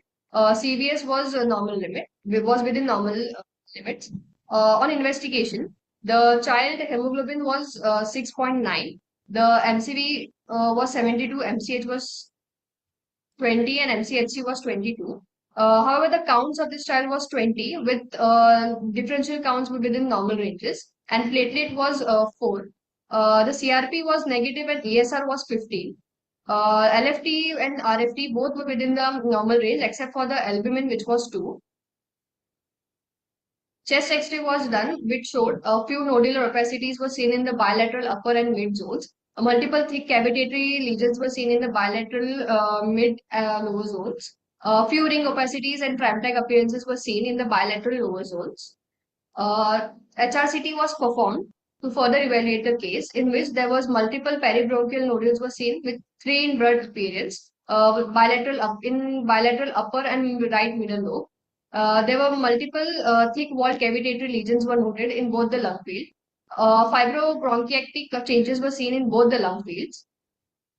This gave us an impression of infective etiology, which is likely to be COX or its sequelae with active infective etiology. Family screening was performed for this child, which was negative. Patient was started on AKT on 14th of Jan and was discharged subsequently. However, the patient again came back to OPD 1 month later, that is on 15th of Feb, with complaints of cough and breathing difficulty. Patient had already completed 1 month of AKT and it was compliant. On examination, the patient was febrile with pulse of 104 and respiratory rate of 54. There were pallor was present with grade 2 clubbing. There wasn't any lymphadenopathy or stigmata of TB. No cyanosis, no icterus. On systemic examination, the child had air entry bilaterally equal on respiratory examination with bilateral coast crepes and subcostal and intercostal retractions were present. Other systemic examination was within the normal limit. Anthropometry was again both height and weight being less than minus third standard deviation. On investigation, the child had hemoglobin of 9.2 with MCV 77, MCH 22, and MCH 29. However, the counts this time was 24,000 with platelet of 6 and CRP negative. Blood gas analysis was performed, which showed a pH of 7.39. PCO2 was 28, O2 was 32, and HCO3 was 16.9, giving a picture of hypoxia. LFT was within the normal range and RFT was also within the normal range. Now, after this investigations, we were suspecting a superadded infections. Hence, we performed a blood culture, which turned out to be negative. Urine routine as culture and sensitivity was also negative. So we were thinking of any drug-resistant TB. So we again repeated a CB net with the gastric lavage. So again, this MTB was detected with rifampicin sensitivity. The triple H test, that is HIV, HBsAg, and HCV was done, which turned out to be negative. These were the X-rays, subsequent X-rays during the admission, which didn't show there wasn't any radiological worsening or improvement of to this child. There was fibrocavitatory and fibrobronchiectatic changes with no added opportunistic infections. Later, the one chest X-ray suggested a right-sided pleural effusion, which was non-tappable on USG chest, and USG abdomen was within normal limits. So, for management of this patient, we started on antibiotics, which was ceftriaxone and vancomycin was given for 21 days, and other supportive management like NABs and etc. was given to the patient. Gradually, the patient was able to maintain the saturation of O2. The CBC showed the counts was normal. However, during this time, the patient was discharged on request by the parents. So the patient was discharged on AKT and pyridoxine and other multivitamin tablets on 8th of March. But the patient again came with the breathing difficulty 2 days later of discharge, that is on 10th of March. This time the patient was febrile with a heart rate of 112 per minute, with respiratory rate was of 64 per minute, and severe respiratory distress. The SpO2 was 86% on room air, which increased to 98% on non-rebreathing mask, and which was normal, and the BP was 92/72.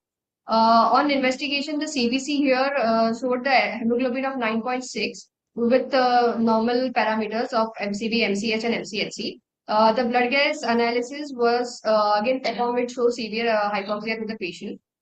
Patient was stabilized with the O2 support and IV miropiram was started. The chest X-ray showed the features of again thick wall cavitatory regions without worsening.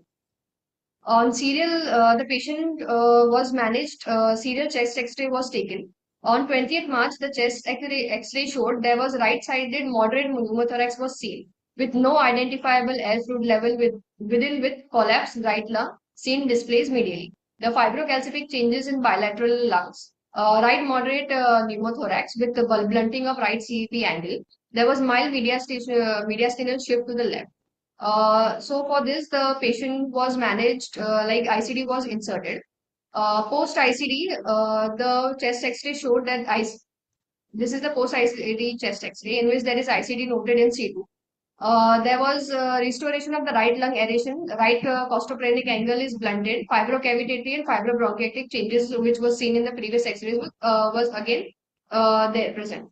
The ICD was kept in C2 for 3 days for this patient. As there was no column movement, the ICD was clamped for 48 hours and removal is planned today. However, the patient clinically did not improve significantly, which was indicative of symptoms being more due to extensive lung damage rather than being of pneumothorax. The investigations again was performed yesterday, in which the CBC was HB was 9.4 with the MCV, MCH, and MCHC being within the normal ranges. The counts, however, was normal with 98,000 and platelets and CRP being raised to 48, platelets being normal. Now, what is so special? You must be wondering, a child who is having rifampicin sensitivity pattern has gone into such a vast pulmonary damage, coming back to us within 3 months, at least 3 times with a prolonged stay. So even we are confused. The dilemma is, could there be any other coincidental lung pathology which is being missed? Could it be DRTB with in vitro difference in sensitivity pattern, though twice we have got GL gene expert positive on CBNAT for normal sensitivity pattern? And another query, why did a 4-year-old child have cavitatory lesion with so much of extensive damage of lung parenchyma, which is otherwise unusual in case of pediatric age group and common in adults? So we reviewed a lot of literature, and coming to the interesting point, what does the literature say?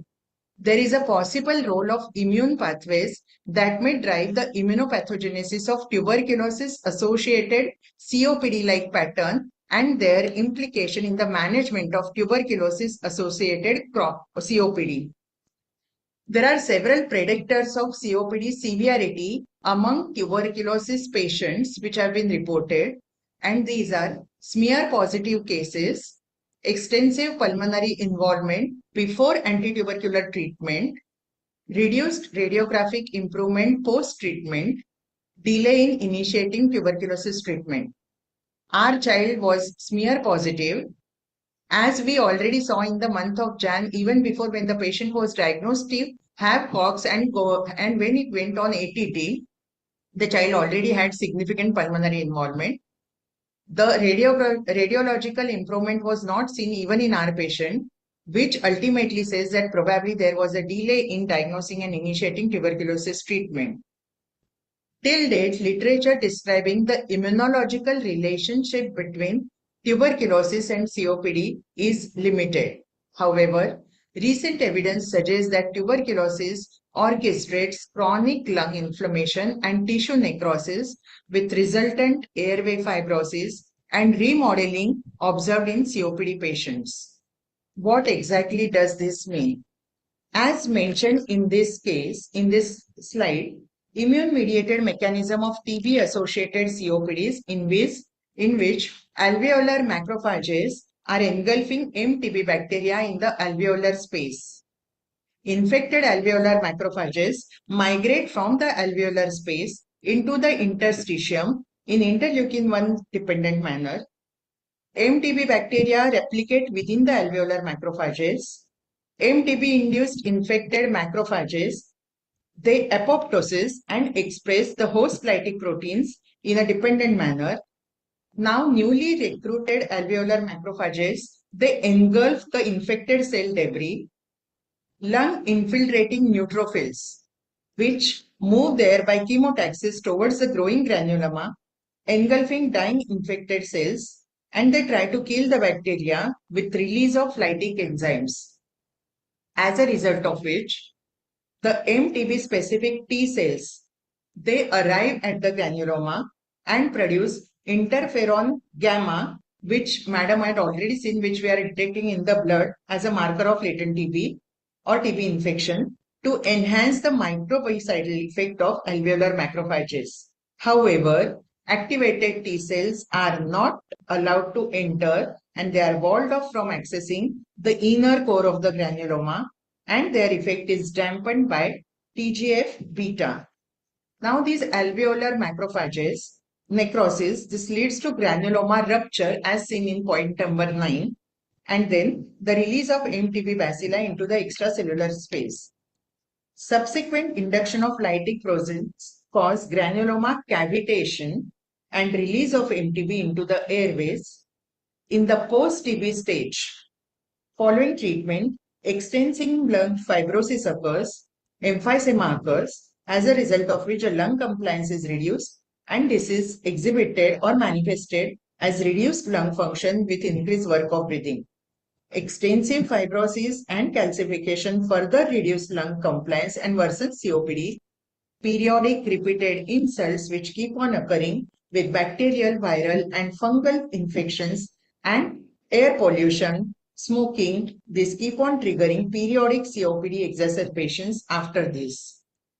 As depicted in this slide, after infection of Mycobacterium tuberculosis, alveolar macrophages have got two responses. One is apoptosis, which is good for the body, and another one is necrosis, which we discussed, which will lead to activated alveolar macrophage.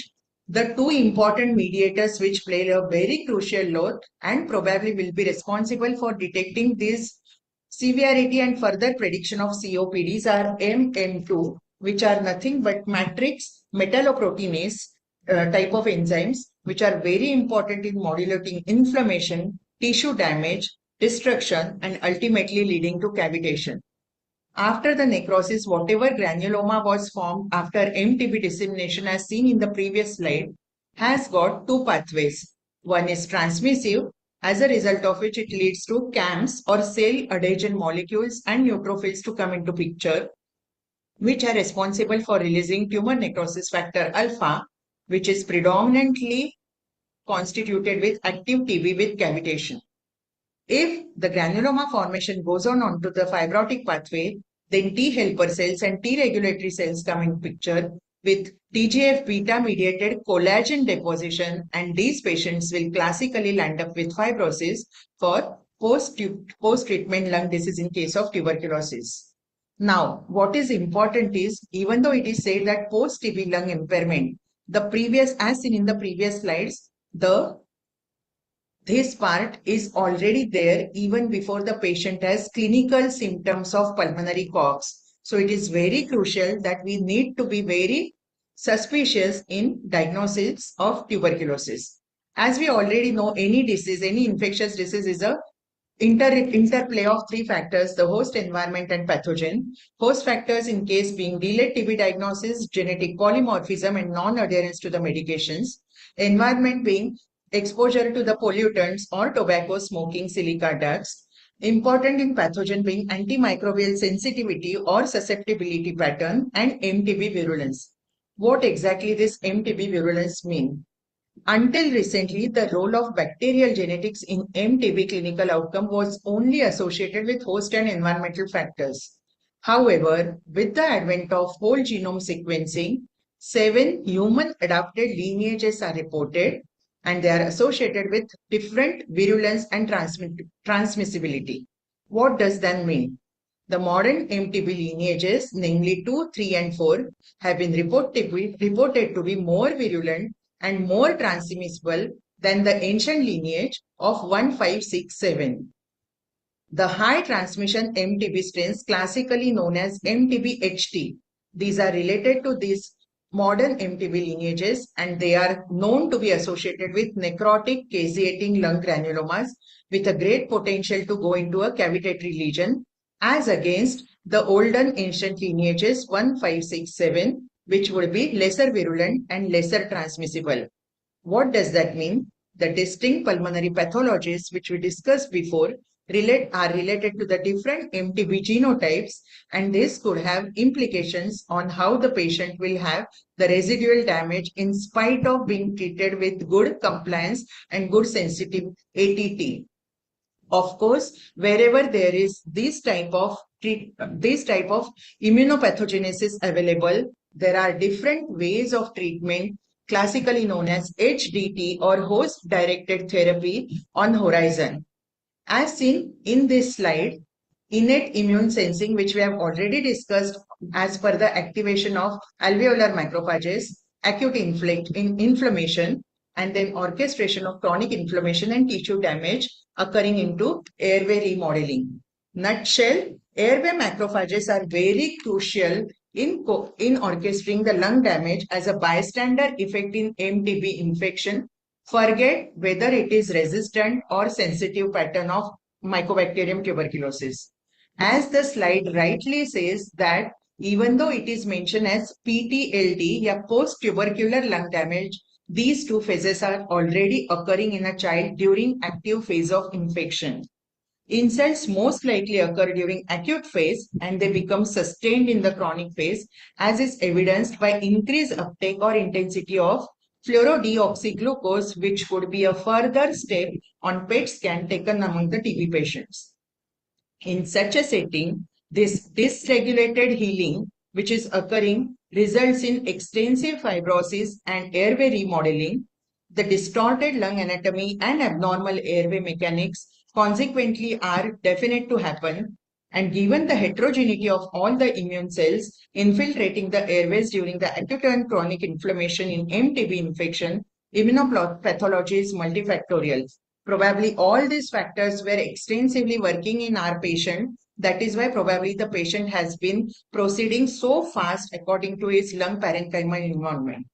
Having known this, what is on the horizon is targeted delivery at individual step as simplified in this diagram. As seen here, we try to culminate this response of anti-inflammatory immunomodulators by lipid peroxidase inhibitors, ibuprofen, aspirin, N-acetylcysteine, vitamin D, targeting the granuloma structure disruption, doxycycline, improving macrophages antimicrobial responses by vitamin A, enhancing cell-mediated immune response by using doxycycline, statins, and even metformin. And of course, autophagy induction, as we see that macrophages autopsis was a very good immunologic way to prevent the proliferation of activated macrophages. So vitamin D is known to be associated for this. So immune pathways which may drive immunopathogenesis of tuberculosis-associated COPD and their implication in the management of tuberculosis-associated COPD. The immune responses are predominantly characterized by activation of migration of alveolar macrophages to begin with from the alveolar spaces into the parenchyma and then going into the cascade of events as seen in the previous slides. The interaction with the airway epithelial cells, fibroblast, and the extracellular matrix culminates in sustained lung infection, inflammation, tissue necrosis, and airway remodeling. Therefore, these changes gradually compromise the lung mechanics. With this knowledge, we can harness the latest development in COPD immune therapies and utilize them to make host-directed therapeutic choices optimal for tuberculosis-associated COPDs or to prevent lung injury, which could be beneficial for our patient. So ultimately, the take-home message from this patient is early starting of AKT is one of the most important factors to change the outcome. Bacterial genomics govern the phenotypic severity of the illness. Host-directed therapies are a hope in the future. So we have an important role of CID, commit, invest, and deliver to end tuberculosis, as rightly said by Dr. Bela ma'am. And yesterday we already have celebrated World Tuberculosis Day. Thank you very much for a patient hearing. I'm happy that Dr. Sushant Mane sir is also there as one of the participants. So, sir, you could add something, whatever I missed out.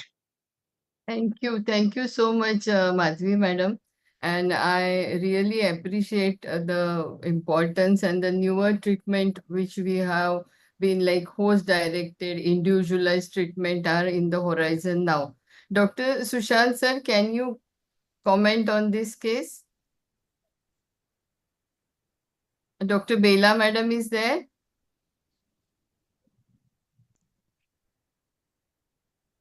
Dr. Alka madam? Hello, sorry, I didn't hear Yeah. the whole thing, so I'm not right person to answer. I was taking my rounds.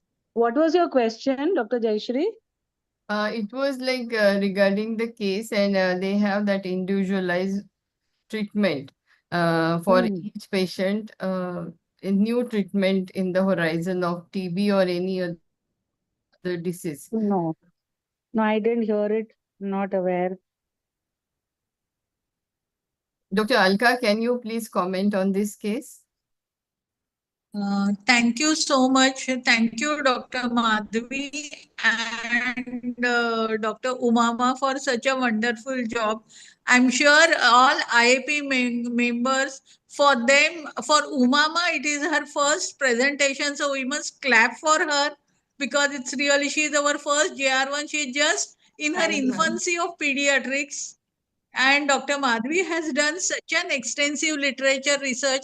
Especially, we were wondering this child was little younger. So whether can we start him on at least low dose aspirin? We thought we really had a dilemma that within 3 months, if a child progresses to a chronic lung disease, especially the COPD, how can we change it? So vitamin D, of course, we are treating him for vitamin D. We gave him last time when he was admitted 60,000 units every weekly that we have given him.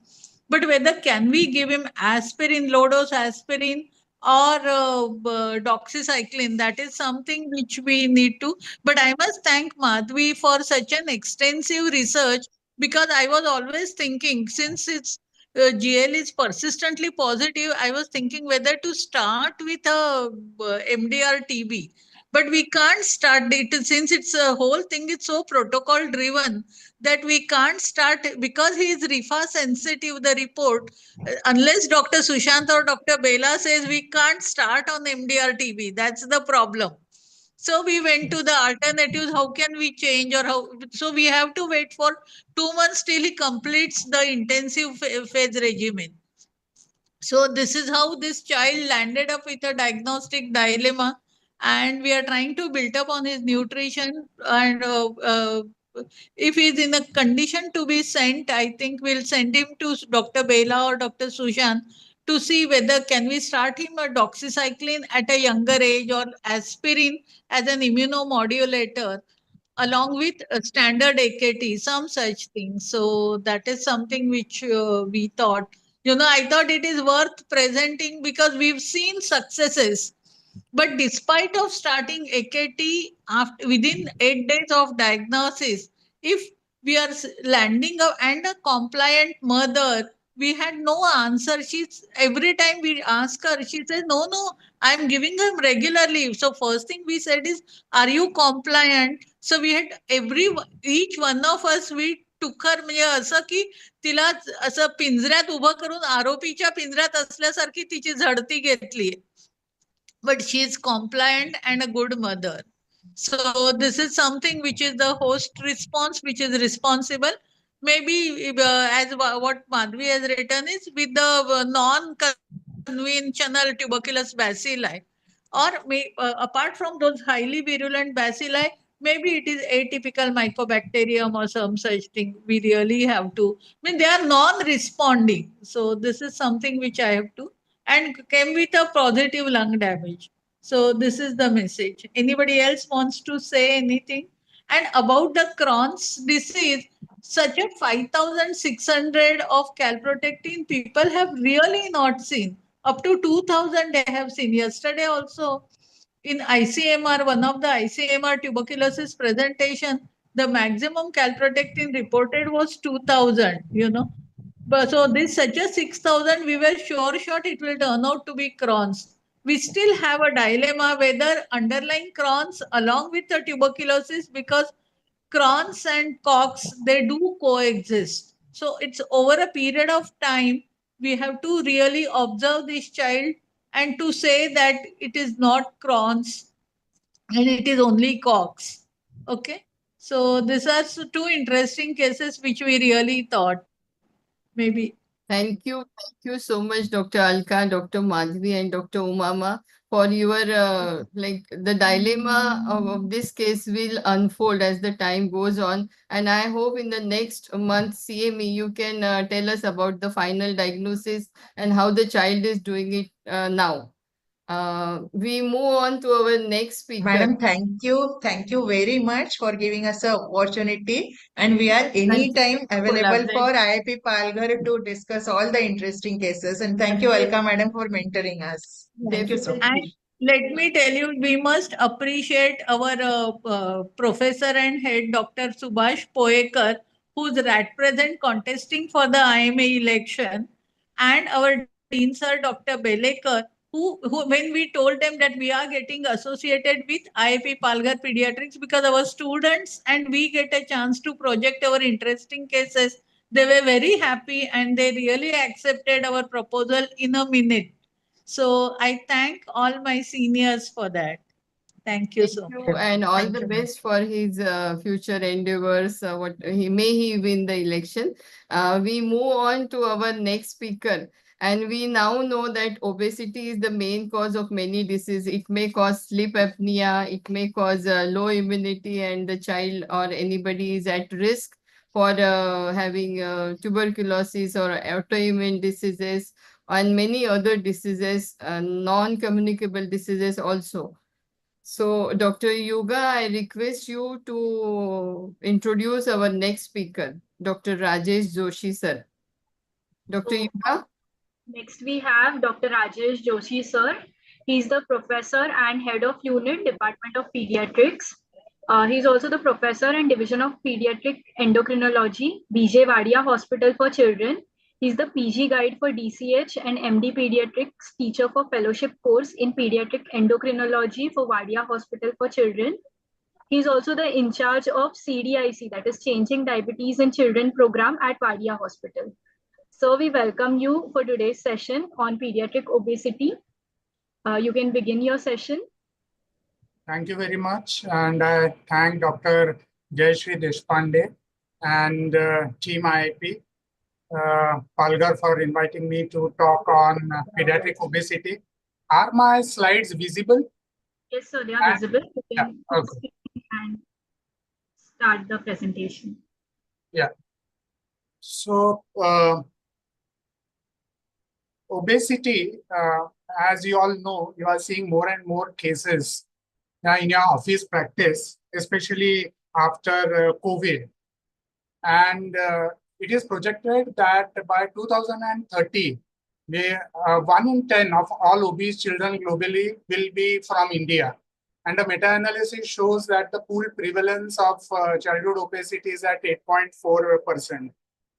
So the Obesity Medicine Association has defined obesity as a chronic disease, as a relapsing disease, as a disease which is multifactorial, which is caused by a complex interplay of genetic.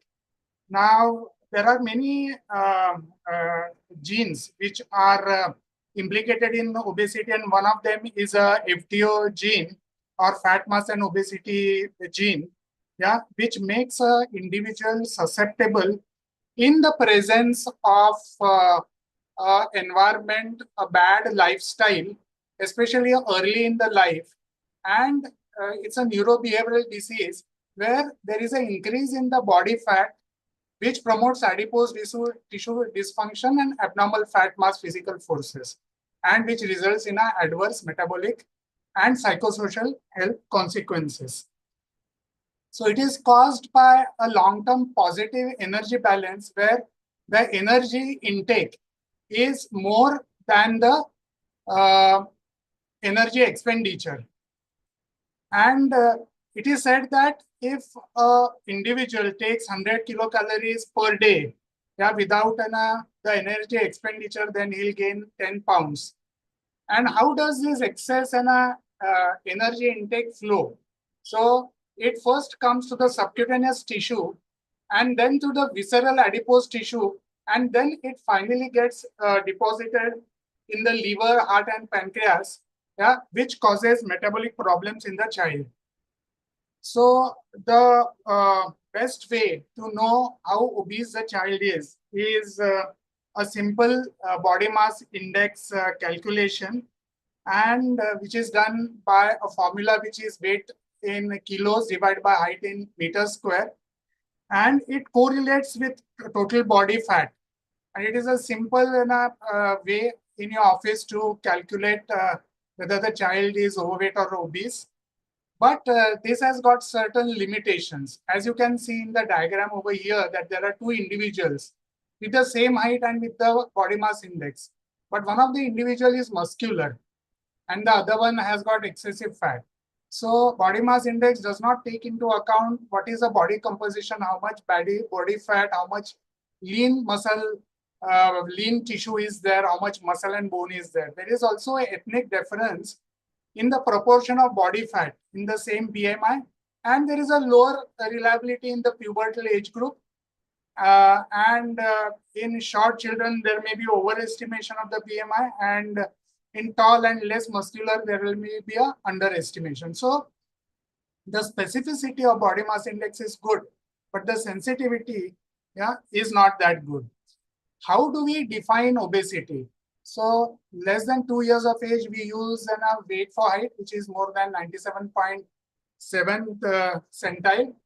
And till 5 years of age, again, we use the weight for height, and you are all familiar with this chart, where on the x-axis, we have length or the height, and on the y-axis, we have the weight. So overweight is when the weight for height is more than 2 standard deviation, and obesity is when the weight for height is more than 3 standard deviation. So this uppermost line over here, which is plus 3 standard deviation, and I have plotted weight for height for you of a child with weight 20 kilos and height. So you can see it is in a way above the 3 standard deviation. So this child is obese according to the definition. How do we define overweight and obesity in a child above 5 years of age? So we again take the help of growth charts. So let us take, for example, a 10 years old girl with a weight of 61 kilos and a height of 143 centimeters. We have plotted the height, and you can see she is at the 75th centile, and this is the mid-parental height. So she is at the upper end of the mid-parental height centile. So she's a tall girl, and her weight also is above the 97th centile. Now let us calculate the body mass index and plot on the body mass index chart. So you all are aware of this body mass index chart. This starts from 3rd centile, and as you go up, you will see an orange line, which is equivalent to 23rd adult equivalent. So remember, in adults, how do you define overweight and obesity? So overweight is more than 25 kilos per meter square, and obesity is above 30 kilos per meter square. But we are a little different. Asians or Indians are a little different because we store our fat when there is excess in the abdomen around the viscera. And therefore, we are prone for metabolic complications because of this spatial storage of the fat. And therefore, the definition of overweight has been brought down to 23 kilos per meter square, and for obesity, 27 kilos per meter square for an adult. What we do is we find out the corresponding 23rd adult equivalent and the 27 adult equivalent for children. And whatever is above 23 up to 27 is overweight, and above 27 is obesity. So I have plotted the body mass index, which is 29.8 for you, and you can see it is way above the 27 adult equivalent. But can we have some idea how severe is the obesity? So we can have it by knowing few more things. For example, this 27th adult equivalent over here, which corresponds to 22 kilos per meter square, is taken as a reference point, or the 100th centile. Okay, and then we calculate how much is this 29.8 above this 100th centile. So we can classify obesity. So severe obesity is classified as a body mass index which is 120 to 140% of this reference point. So when we calculated our child, we found that it was 135% of this reference point, which meant that our child, this girl, was severely obese. And anything which is above 140%, yeah, which is around 30.8, and this girl was almost near that, will be morbid obesity. So why do you require to classify the obesity? This is because as obesity becomes more severe, so does the complications set in, the comorbidities set in. And it is said that with morbid obesity, not only comorbidities set in, but then these children are susceptible to having early mortality also. And therefore, it is important to know what is the severity of the obesity. So to make our life simple, IIP has come with this extended body mass index simplified chart, where they have given you even the class 2 and class 3 obesity lines.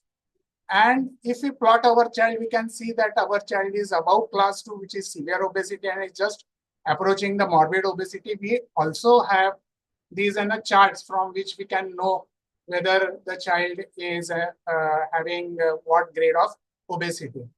So even the body mass index, we need not calculate, because we have these pediatric friendly growth charts. And between 8 to 18 years, we have this a very friendly tool where on the x-axis is the height in centimeters and on the y-axis is weight. And we just plot this point, and then we come to know whether our child is in a normal weight range. For example, this black line is underweight, this yellow line is overweight, and this red line is obese. So anything above the red line will be called as obese. However, the drawback of this tool is that at the extreme end of height, for example, for a very tall child or a very short child, one can incorrectly classify this in a body mass index, and therefore then it is required to actually calculate the body mass index and plot on the BMI charts. It is also important to know what is the waist circumference of the child, because it is an indirect measure of the intra-abdominal visceral fat, which is an indicator of the metabolic problems this child may have. Now, how is waist circumference measured? So waist circumference, as you can see in this diagram, is measured at the top of the hip bone. Yeah. So a tape is just put at the top of this hip bone, and it is then encircled to the abdomen. And at the end of normal expiration, the waist circumference is measured. And then when you measure a waist circumference, how do you know whether that waist circumference is normal or increased? So then again, we have got our Indian charts for the waist circumference, and internationally, any waist circumference which is above this 90th centile is considered as abnormal. But Indian studies have shown that a waist circumference even above 70th percentile, which is again given by this chart, you have a ready-made chart for 70th percentile. Above this, our children are at an increased risk of metabolic syndrome. So both calculating body mass index and waist circumference together identifies a high-risk obesity phenotype, which is superior to either parameters. So let us now come to what are the different childhood obesity disorders. So in your office practice, you will be most of the time seeing the exogenous obesity, which is characterized by normal growth, normal puberty, and normal development. Less than 10% of times you will have either endocrine disorders or syndromic or secondary causes. So short stature in a child will tell you that possibly your child has endocrine disorders like say, hypothyroidism, Cushing's, a growth hormone deficiency or pseudo-hypoparathyroidism, abnormal facies or digits, or any problem in the vision, or abnormal eating patterns like hyperphagia, or a delayed puberty, or micropenis will possibly point towards the syndromic forms like say Prader-Willi or Lawrence-Moon-Biddle syndrome, or monogenic causes of obesity. We also have secondary causes of obesity, which are again rare, which are due to hypothalamic problems, where again the characteristic feature is hyperphagia and a food-seeking behavior and impaired satiety. And again, drugs like corticosteroids or even some anti-epileptics can also cause a sudden obesity in a child. So let us now discuss the approach to a child with obesity in a case-based way. So a 10 years old girl was brought with the complaints of excessive weight gain. And when I asked her, the parents, since how many years she is gaining weight, they were calculating in mind because they were not very sure. They said that she is obese for many years. But then they said since the lockdown, she has gained excessive weight. Then they also said that she has pigmentation of the skin of the neck, axilla, and groin for 1 year. They thought that it was dirt and they used different soaps to remove it, but it was not getting better. So when you get such a child, what would you do? So like we take our other pediatric histories, you should take a very, very detailed history, which is a onset, duration, and progress. Yeah, your birth histories, your nutritional histories, your history to find out about the lifestyle of the parents and the child so that you can make a appropriate investigative and treatment to this child. So the first question that you should ask, at what age did the obesity begin? So if this obesity is very, very early, say less than 5 years or say even less than 2 years, and when you see this child, you have seen that this child is morbidly obese and has got abnormal eating patterns, then you would think of a monogenic disorder. However, if the obesity, as in this child, is a little gradual, you would think of a exogenous obesity. You can have a child who was having a gradual onset, but then there can be an abrupt increase in the weight, which could be because of a psychosocial trigger like anxiety or depression, where they may just keep on eating more food so that they feel better with their anxiety. Or it could be because of a medication, or there could be a neuroendocrine whenever there is a sudden or abrupt onset of obesity. One thing that you should always ask is whether the child is gaining height. Because if they say that the child is gaining good height, then it would rule out your endocrine or most of the syndromic causes of obesity. It is also important to know the 3 crucial periods which determine the chance of obesity during adulthood. So first is during gestation and early infancy. So pediatric obesity is associated with maternal preconception body mass index of more than 30 or obesity in the mother, and the gestational diabetes mellitus. So what does this do? Why do these children become obese?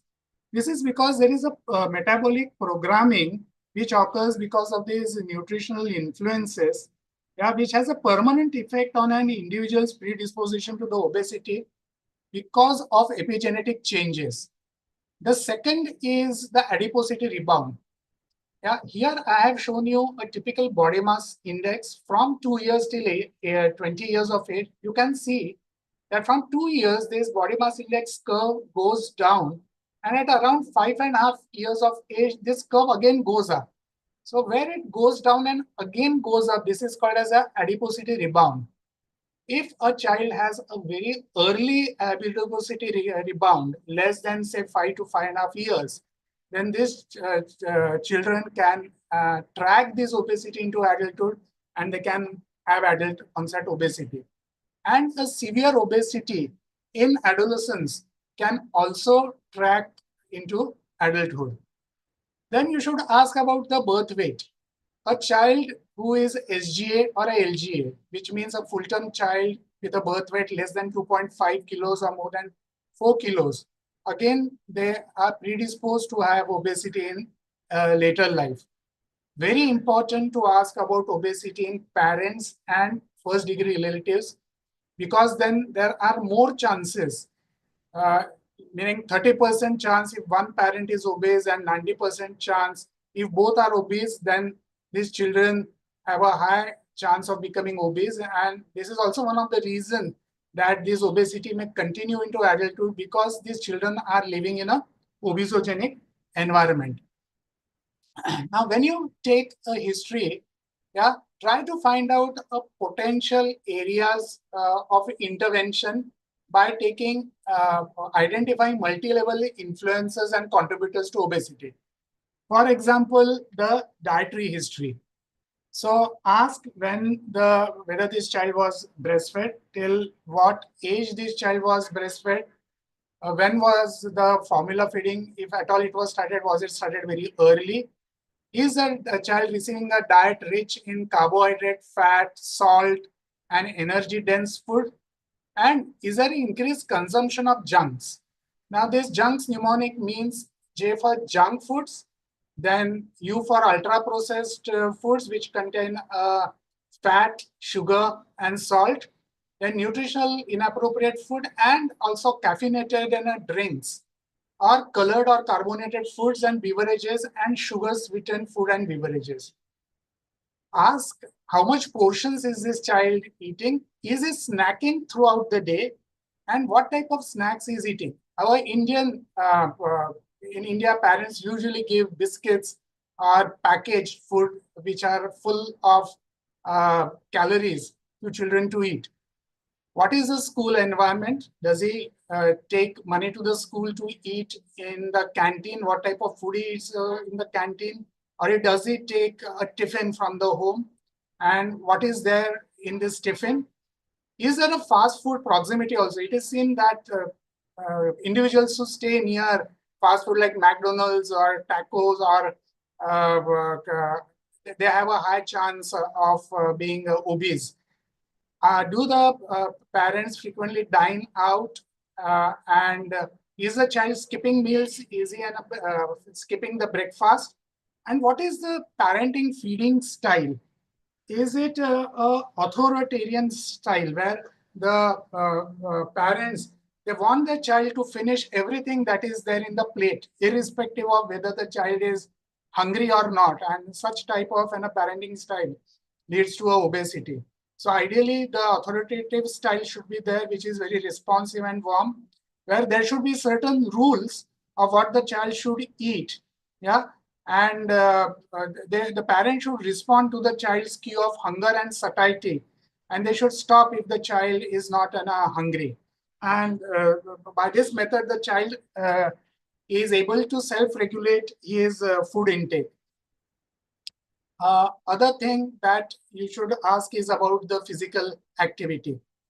For example, what is the access, what is the duration of the physical activity? What is the sports participation? How does the child go to the school? Does he walk to the school, or when he steps out of the house, he wants a rickshaw or a vehicle to take him to the school? How much is the sedentary behavior? Most important nowadays is the screen time. Screen time is your mobile. Screen time is your TV, your laptops. Yeah. So why is screen time bad? So screen time is bad because, one, it displaces your physical activity.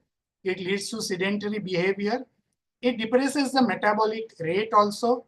It has adverse effect on the diet and quality of the food consumption, because in front of the screen, it is not an appetite-driven eating.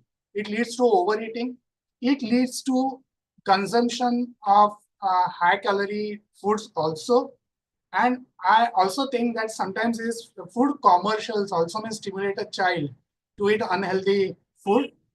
And this screen, especially if the child is using his mobile during sleep time, and he is also on his mobile for a long time when he's going to sleep, it may also affect the sleep duration, and it may affect his sleep again, which leads to a weight gain.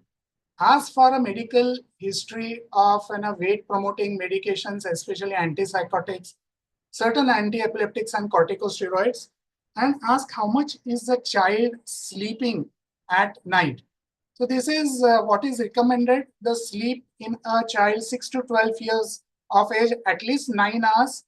And for teens, it is at least 8 hours, and they should not take naps during the day.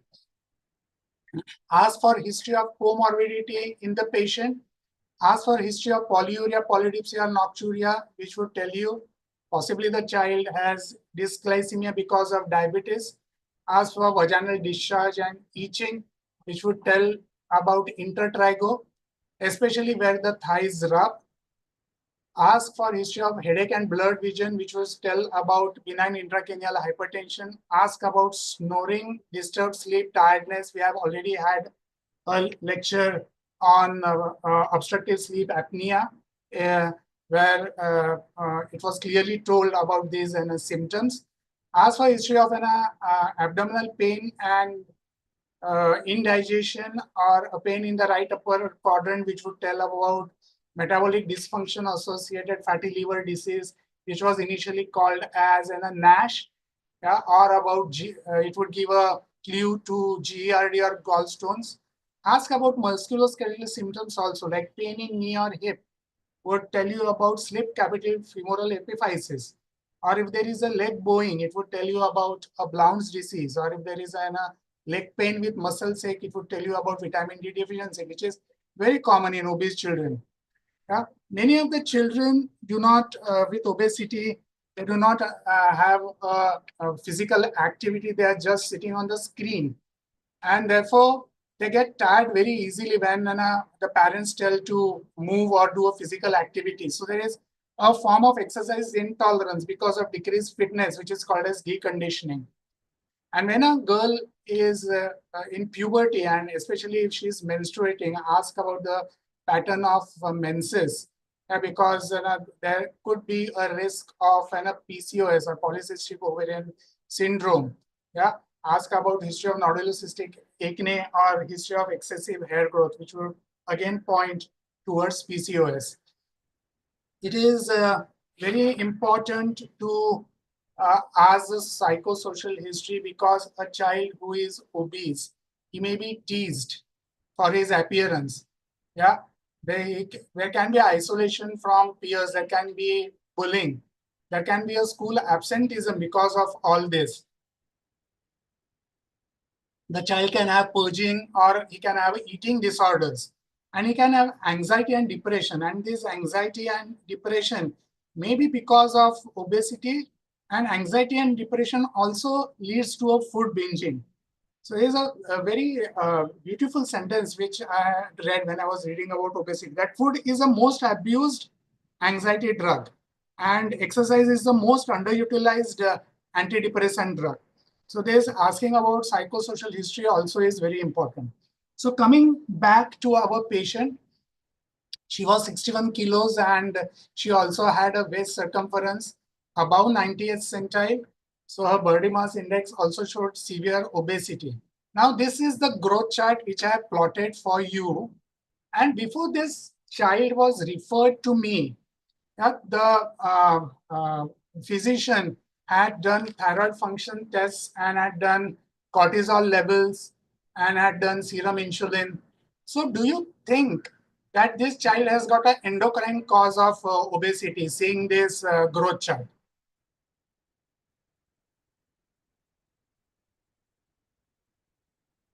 If somebody can answer, meaning this won't be a monotonous talk. Do you think this is a endocrine cause of obesity? Okay, so as you can see over here. Nutritional. Okay, why? Weight is more.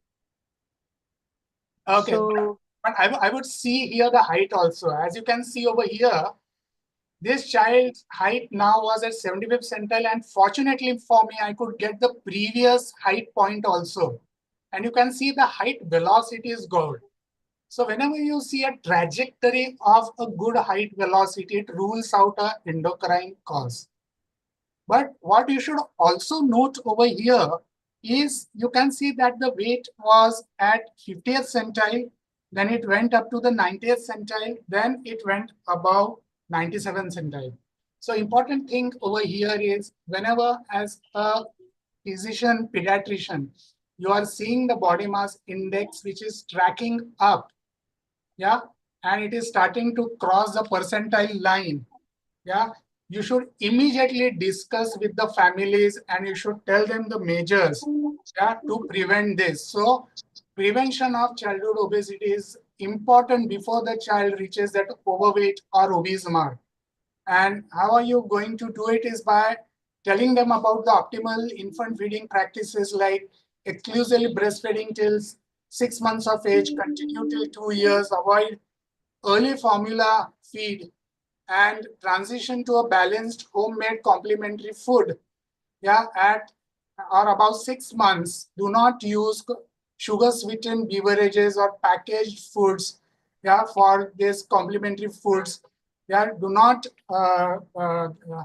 meaning avoid extra sugar in the first 2 years of life. Use low salt, and important, avoid force feeding. So when the infant does not want to eat, stop over there. It is not necessary to empty that plate of food. So promote responsive feeding. And in children and adolescents, they should have a set meal time and routine. Yeah, do not let them snack throughout the day, and provide a nutrient dense food and not a energy dense food. And limit the added sugar, salt, fat, junks to less than 5% of total energy intake. And eat homemade food. And throughout this process, keep on monitoring. So IIP has given you the way that a growth should be monitored, which is during every time they come to you for immunizations, and then every 6 monthly till 8 years of age, and then every yearly. So during each time that they come to you, please check their weight, height. Yeah, plot it on the growth charts. Use growth charts, plot their body mass indexes also, so that you know when to intervene early.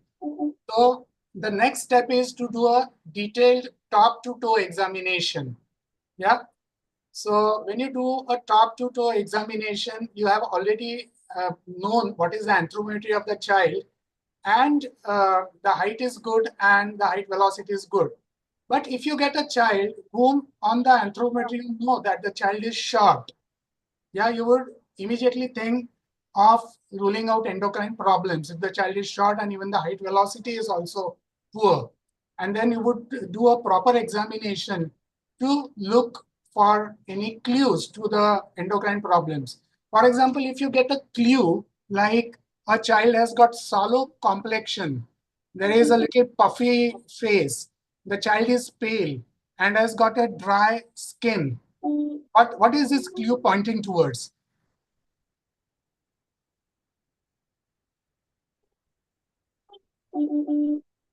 A short child with dry skin, sallow complexion, even you see a goiter. Come on, this is not so difficult. It's pre-diabetes with thyroid? Yeah, so it is a thyroid, hypothyroidism. If you get a child who has got like a moon face, you have got a buffalo hump, or say he has got a stria, purple stria with proximal myopathy, what would you think of? And a short child.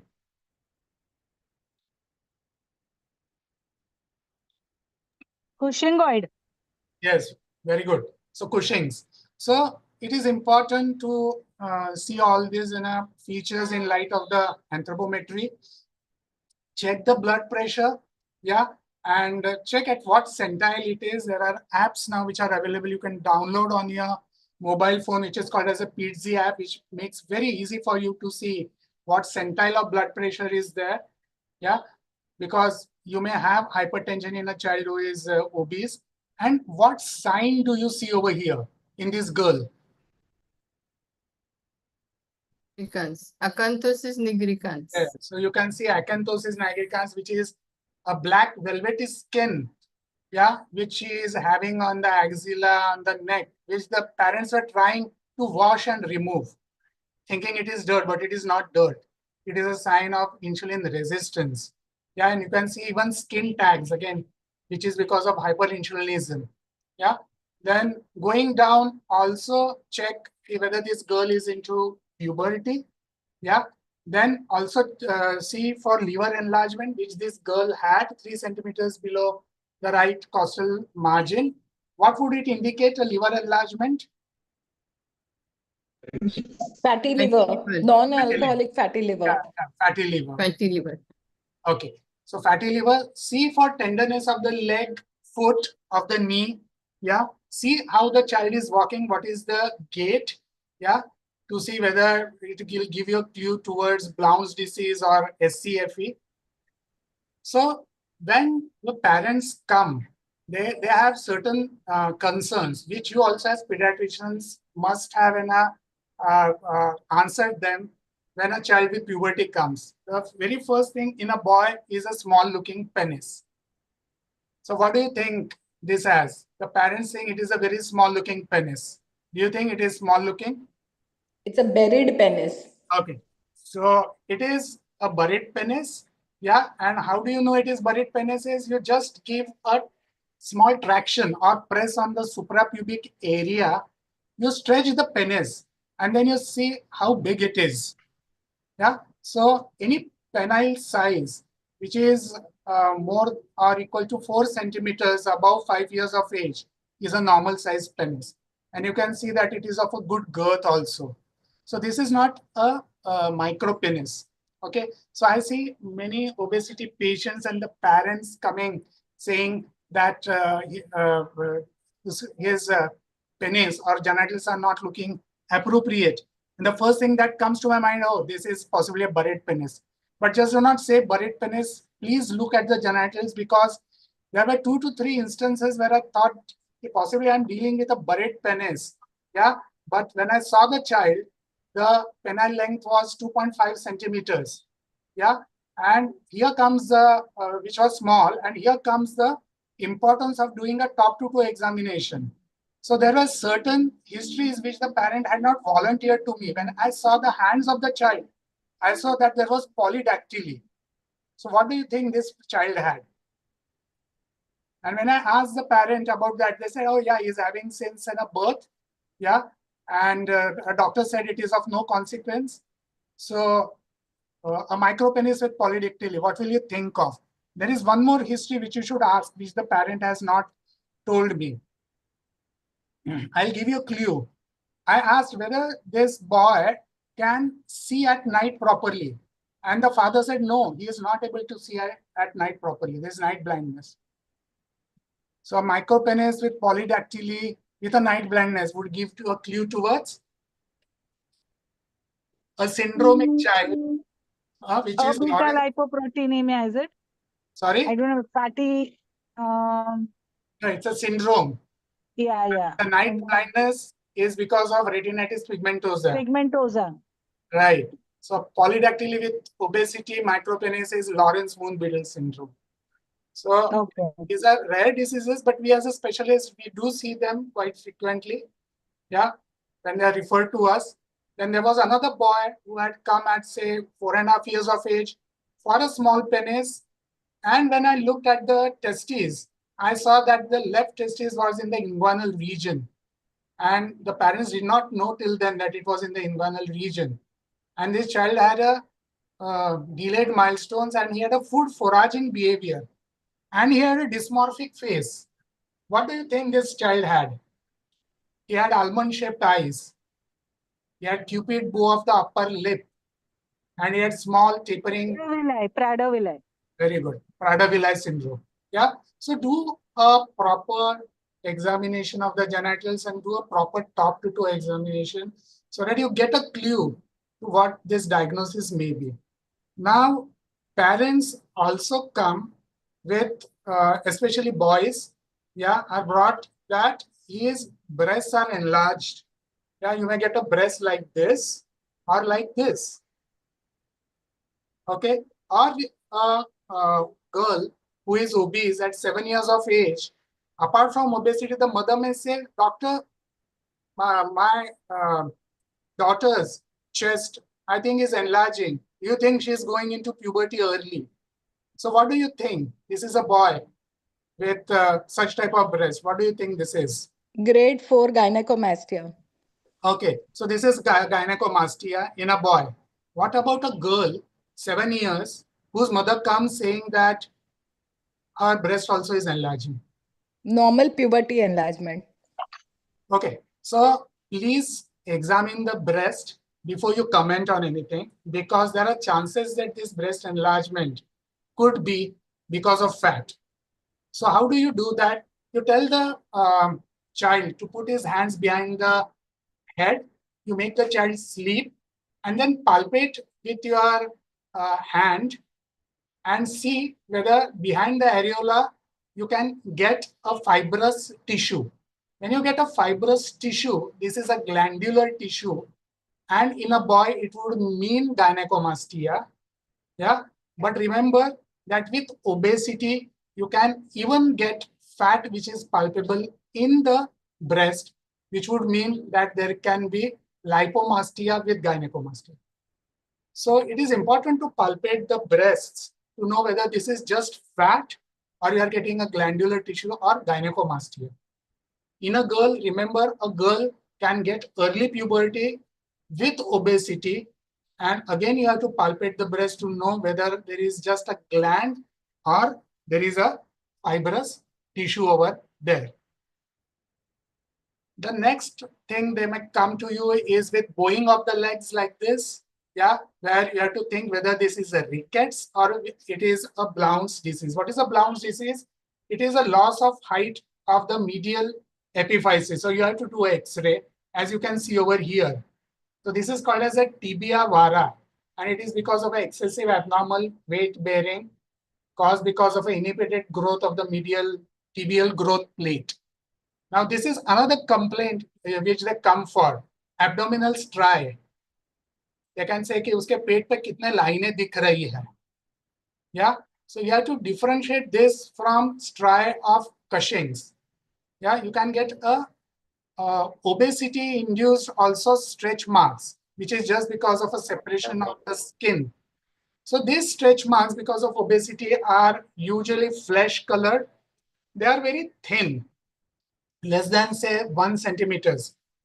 Whereas in Cushing's, you would get a purplish, very wide striae, and you will get other signs of Cushing's also, like a proximal myopathy, yeah, or a face which looks like a moon face, a buffalo hump, etc. In a girl who is menstruating, please see signs of PCOS. See whether she has abnormal hair where it should not be. Yeah, and ask her about the menstrual history. So before coming to our hospital, these were the investigations which were done. Yeah, you can see that the triglycerides were high. The blood glucose was 106, and insulin fasting was done by the practitioner. And he had also done a cortisol, and he had also done a TSH and T4 and a vitamin D. Now tell me, comment on this thyroid report. Do you think that this girl has hypothyroidism? And what do you think you should do? Should you do an insulin level? What are the recent guidelines? What do they say about insulin level?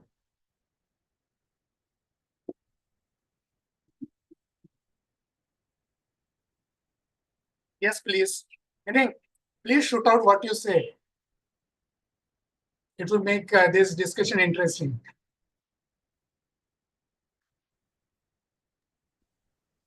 He has target organs insensitivity to insulin. Okay, why do you say so?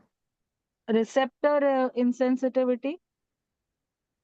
First thing is, should you be doing an insulin level? So, okay. And should you be doing TSH in this child? Where you know on a growth chart that he is growing well, height is good, the height trajectory is also good. And you get a TSH which is 7.2.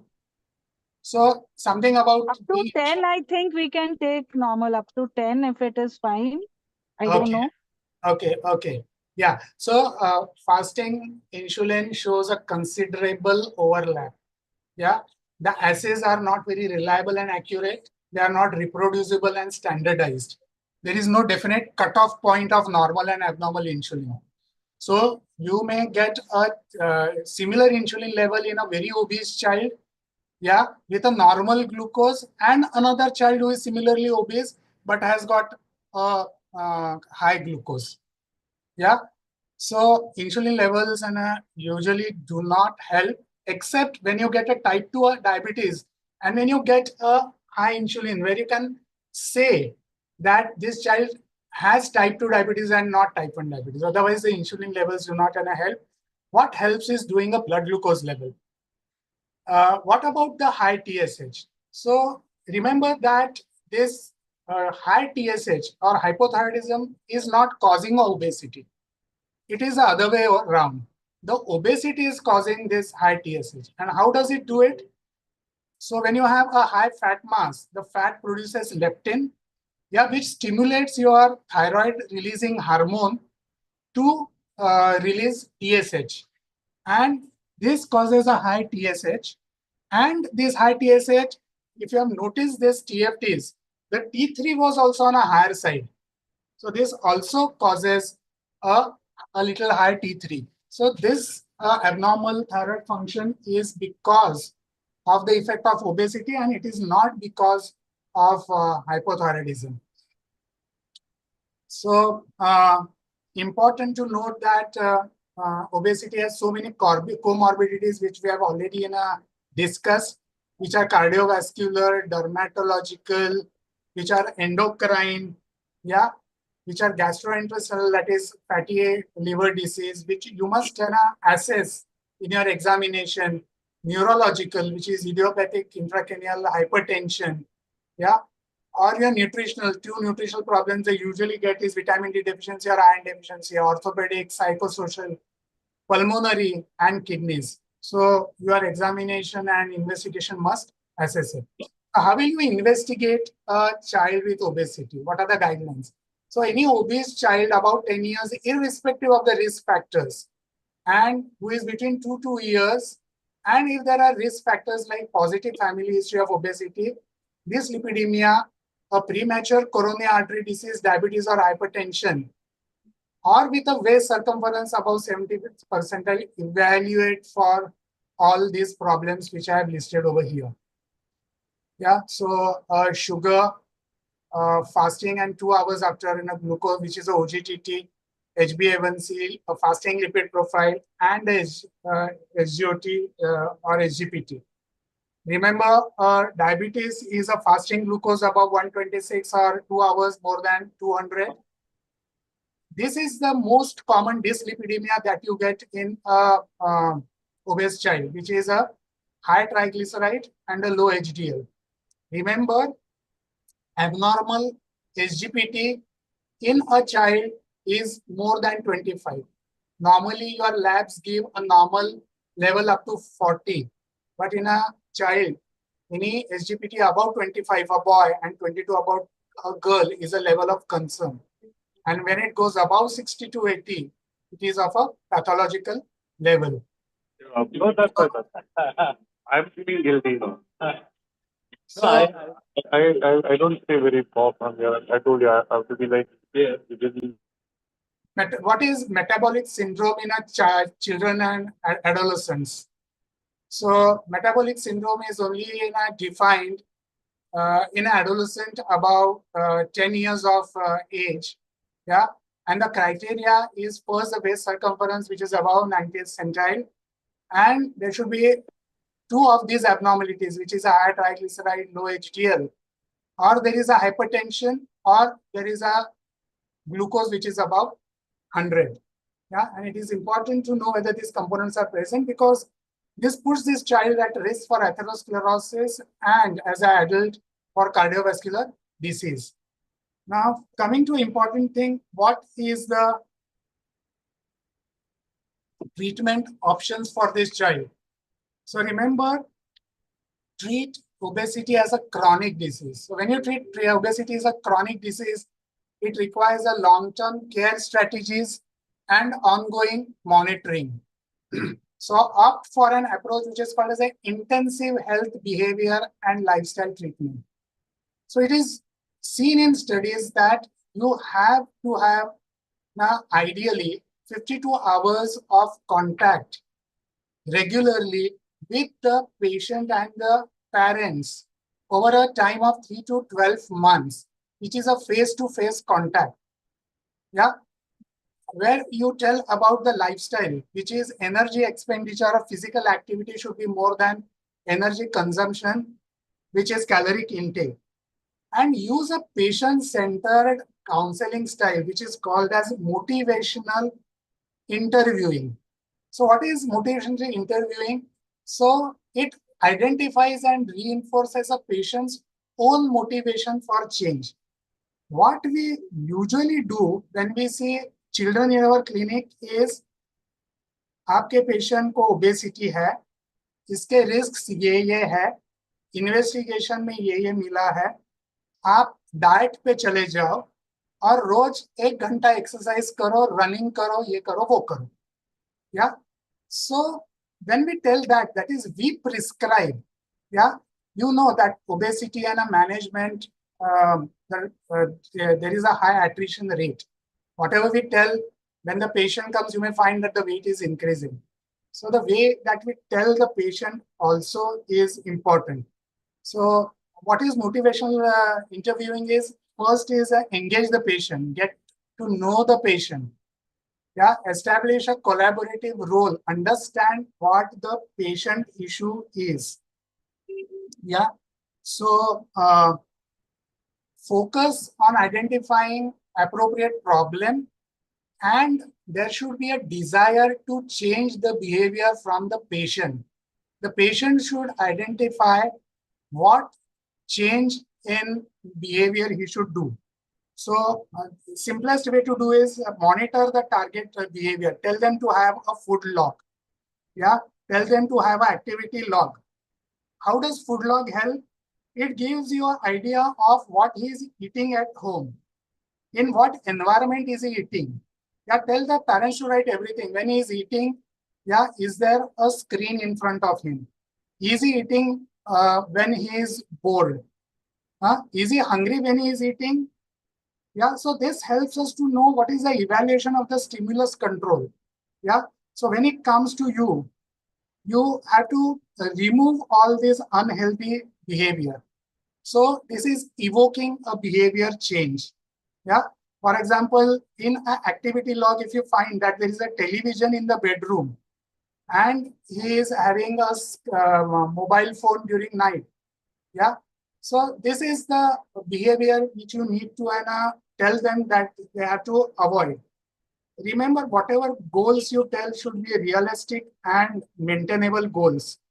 And there are certain things which you should teach them or you should not talk about. For example, when you discuss about healthy eating, don't tell I am going to put you on a diet, because this term diet has got a very negative connotation. Parents immediately think that now my child is going to be on a restrictive eating pattern. They have an unpleasant experience, because possibly you may get parents who are also obese and they have also gone through this diet where they were eating vegetables, boiled things, and they think now my child also. So say we are going to use a healthy eating pattern. Do not use words like bad habits, like junk food. Yeah, he's not exercising. These are bad habits. Use a more matter of fact or a balanced discussion. Yeah, tell them why this obesity is occurring. Tell them there are certain genetic influences, there are certain environmental contributors. Tell them that now the environment is so obesogenic. Yeah, everywhere you get cheap food, which is calorie dense at a low price. Yeah, so tell the parents, when you were young, you were not eating this food, you were eating homemade food. So they come to know where the problem is. So rather than putting a blame or criticizing the child, it is important that you know the problem. So do not put the primary focus on the child's weight. You need to tell them that there is a problem over there, but the discussion should be centered around families' health behavior also. You should tell them that the whole family should change their eating pattern, yeah, not only the child. And you should tell them what can be done. For example, when I know what the child is eating, I tell them to involve the child also, if possible, in meal planning. Yeah, allow them the child to choose fruits and vegetables for the meal, and tell the parents to offer new healthy foods even if the child does not eat them. Tell them to offer it gently. Just a few days back, I got a mother where she was telling me that my adolescent child who is 15 years old is opposing everything I'm telling him. I'm telling him to eat healthy food. Yeah, and he just tells कि तू मुझे क्या बोल रही है? मेरे friends ये सारे पैकेट फूड खा रहे हैं, वो सारे खा रहे हैं, तू मुझे क्यों बोल रही है? So do not criticize. Tell them very gently and you can pair the new food, healthy food, with a familiar one. Yeah. So build a healthy grocery list. As far as possible, do not bring any unhealthy food and stock in the fridge, because when the child goes and just opens the fridge, he sees all those unhealthy foods, chocolates and ice creams and all. So there's a craving. Yeah. So all these things should be known to the parents. So the important thing is no one size fits all. So it is always a family-based talking, and the goal is weight maintenance rather than weight loss, unless there is a severe obesity. So with a weight maintenance for 1 to 2 years, this will reduce the excessive weight for the height, which is approximately 20%. When will you tell for a gradual weight loss? If there is severe obesity or whenever there is comorbidities, then you would definitely tell for a gradual weight loss, which will be around 1 kilos, say, per month. How much should a child lose a weight? So slowly, around say 10% over the next 6 months or 9 months. Even a 10% weight loss gives you metabolic benefits. So is intensive weight management like protein sparing, those diets or a very low carb diets required? Most of the times, no. But if it is required, if there are severe comorbidities, then it should be discussed with the dietitian. So the physician and the dietitian should have a very close supervision. There should be an intensive monitoring. Otherwise, there are concerns that there are micronutrient deficiencies with this very severe diet, or there is a loss of lean body muscle mass. So these are the usual things that you can tell them during a clinic visit. Consume healthy breakfast. Use a traffic light diet, which I have shown over here, which is these green things they can eat daily. Then this go slow on these orange things, which are say refined grains or low sugar cookies. Yeah. And these red things try to omit. Yeah. Or if it is very difficult, eat only rarely. Tell them eat more at home. Eat together as a family at least once. Avoid grazing. And you can tell this 5-to-1-0 approach, which is 5 portions of fruits and vegetables, 2 hours of screen time, not more than that, 1 hour or more of moderate to vigorous physical activity, and nearly no sweetened beverages. You can tell them about Choose My Plate, which is on your internet. You can get from this website. Yeah. So tell them that is whole plate. Majority should be vegetables and salad, then whole grains, healthy proteins and fruits. Use water instead of a sugar sweetened drink. Use healthy oils. Yeah. Use a meal which has got fiber content. Reduce the sedentary behavior by facilitating ability to walk to and fro the school. Increase use of stairs. Take breaks by doing movement during classroom. Increase movement during the recess, and reduce the screen time. Remember that adolescents always, meaning many of the adolescents ask, whenever I say screen time, tell me why. When I tell them, do not drink fruit juice, eat whole fruit, they'll ask me, why, doctor? The fruit juice is prepared from the same fruit. Why are you telling me to not drink fruit juice? Why not drink Mosambi juice? So explain them. They want the explanation. Yeah. If you explain them and they are convinced, whatever you say, then is successful. Then they should have an appropriate amount of time, and you should involve the entire family. What about exercise? So every day it should be a 60-minute of exercise, which should be moderate or vigorous, as I've shown over here. Yeah. When they do this exercise, then start doing muscle strengthening exercise also, which is around 20 minutes, 3 times a week. Yeah, these are the muscle strengthening exercise and also bone strengthening exercise. Remember that if there is a deconditioning, do not just tell them, कल से ही exercise चालू करो. Mother will say, वो थोड़ा सा बाहर चलता है तो भी थकता है.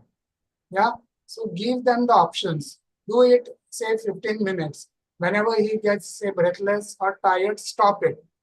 Yeah, you can again do it 15 minutes sometime of the day and increase this exercise duration. So it is always a stage treatment approach. So With an overweight child, it is a preventive plus where the clinician just tells about the healthy behaviors, yeah, which I've talked now. Structured weight management is more for obese child, and a HBLT or a comprehensive intervention, yeah, and a tertiary care intervention is more for severe obesity with steroids. So, what is intensive? Label as anti-inflammatory agents. So something about pharmacotherapy for weight loss in adolescent, I rarely use it because the pharmacotherapy is not at all successful if you do not inculcate a good lifestyle measures, because you are going to give this pharmacotherapy if at all required. When will you use this if there are comorbidities? There is severe obesity and your lifestyle measures are not working. Yeah, then only you will use a pharmacotherapy. It becomes successful whenever there is a 5% weight loss. The drug which has found to work the best is this GLP-1 receptor agonist called as semaglutide. Yeah, so it is given as an injection once a week. Right now, it is not available in the market. It is available in the gray market in India, but not usual stores you get. It will be available in the near future, say by November. And it has been shown that it has got fantastic result. It is able to decrease the body mass index by 16.7%, and it has shown a weight loss of 17.7 kg with a semaglutide. It is a once a week injection. However, one must remember that there are many side effects also. Yeah, like nausea, vomiting.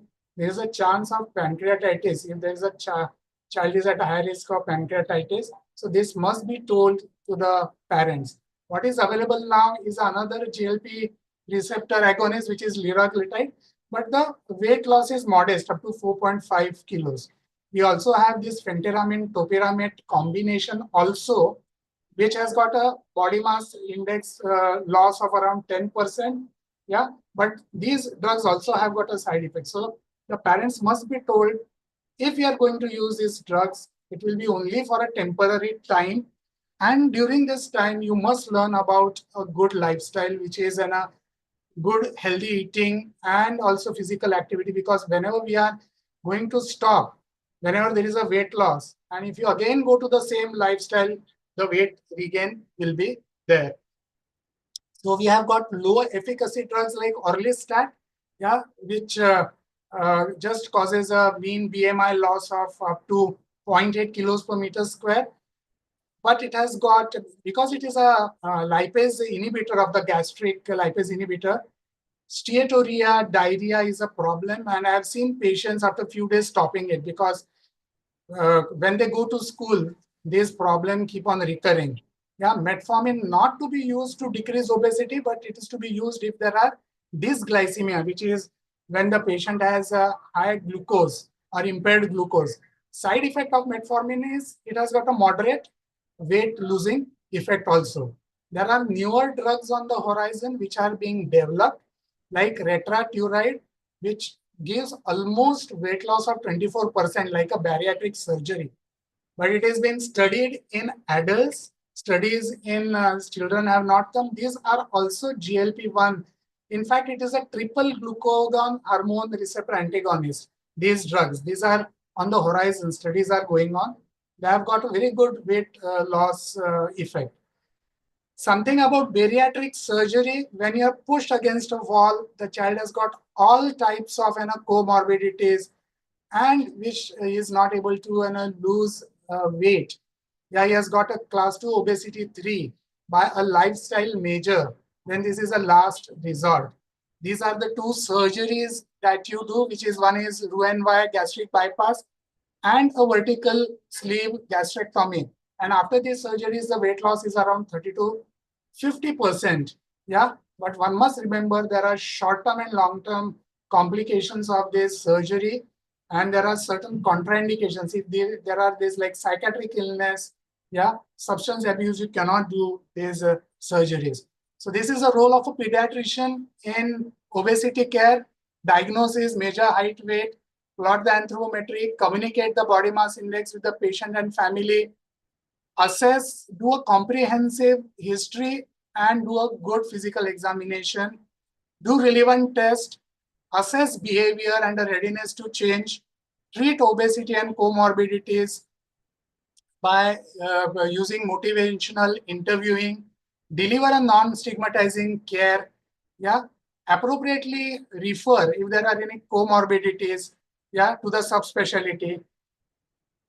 And one slide on pathological obesity. When will you suspect pathological obesity? A is if there is very early onset of obesity. Yeah, whenever there is short stature, you will suspect endocrine obesity. If there is a hyperphagia, what do you mean by hyperphagia? This child does not have satiety. He has abnormal eating pattern. He will do anything to get food. He will even go to the dustbin and search for food, or he will eat from there. These are abnormal eating behaviors. Or the child has dysmorphism, or if he has a developmental delay, vision abnormalities, behavioral problems, yeah, or a hypogonadism, you'll think of pathological obesities. The most common pathological obesity that I see is Prader-Willi syndrome. These children typically have failure to thrive in the first year and a hypotonia. And the obesity usually starts after 2 years of age, and they have this foraging behavior after 4 years of age. And we do use growth hormone in their treatment. There are other monogenic obesities like leptin deficiency and leptin receptor deficiency.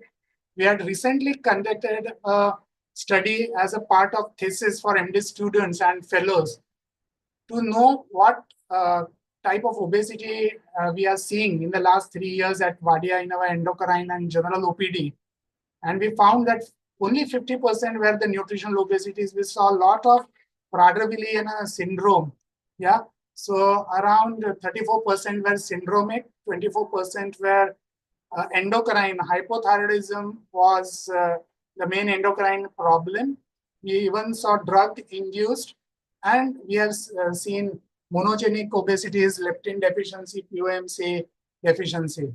So the pearls or the take-home messages are exogenous obesity is the most common, detailed history, plotting of growth charts, good clinical examination, nose to no etiology, and comorbidities. Normal growth development differentiates exogenous from endocrine, genetic, syndromic causes, intensive health behavior, lifestyle treatment with a family involvement helps in weight stabilization or reduction and improvement in comorbidities. Use of weight loss pharmacotherapy and bariatric surgery should be done only in selected patients with severe obesity and comorbidity and administered with a concomitant lifestyle modification program of the highest intensity available. Thank you very much for a patient listening. Thank you so much, Dr. Rajesh Joshi sir. And you rightly said that no one size fits all. And smart techniques, specific, measurable, achievable, realistic, and timely goals has to be evoked in the patient who is willing to have the changes in his or her behavior. So thank you so much for guiding us and dealing with the obese child.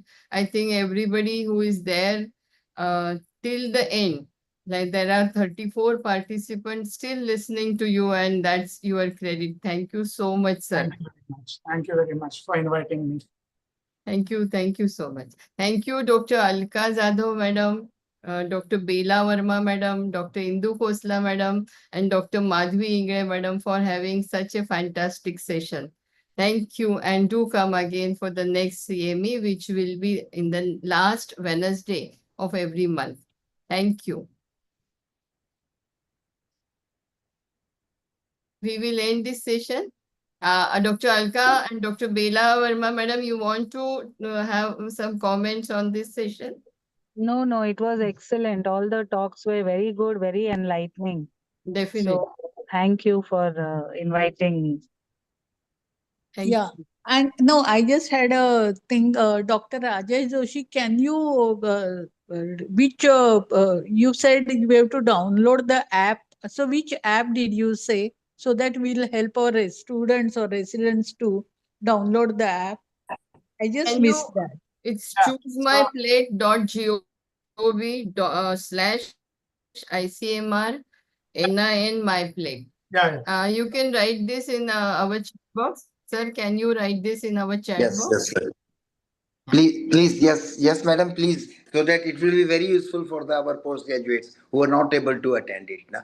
So we can share it. Na? I think madam was also asking about the blood pressure apps also. Blood pressure app. Yeah. So madam, that blood pressure app, if you go to the Play Store and you type PED and then Z, you will get that app. Go to Okay. the Play Store and type PED and Z. Okay. It Sure. is a very useful app. It just meaning not only about blood pressure, it tells you about what should be the birth percentiles, how would you say? Please type it in the chat box, na?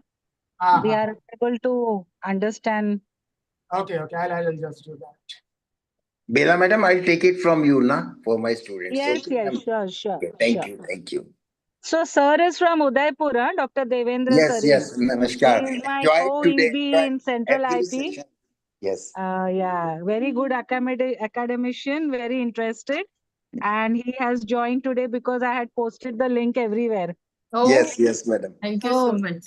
Thank you so much. It was great experience. Wonderful.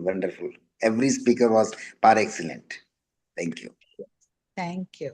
Thank you so much for Thank you, attending. Jayashree madam, for arranging such CME regularly. And of course, thanks to our mentors, Joshi Dwaya, or senior, our guru Joshis, for Hemant initiating and this Archana Joshi, madam. activity.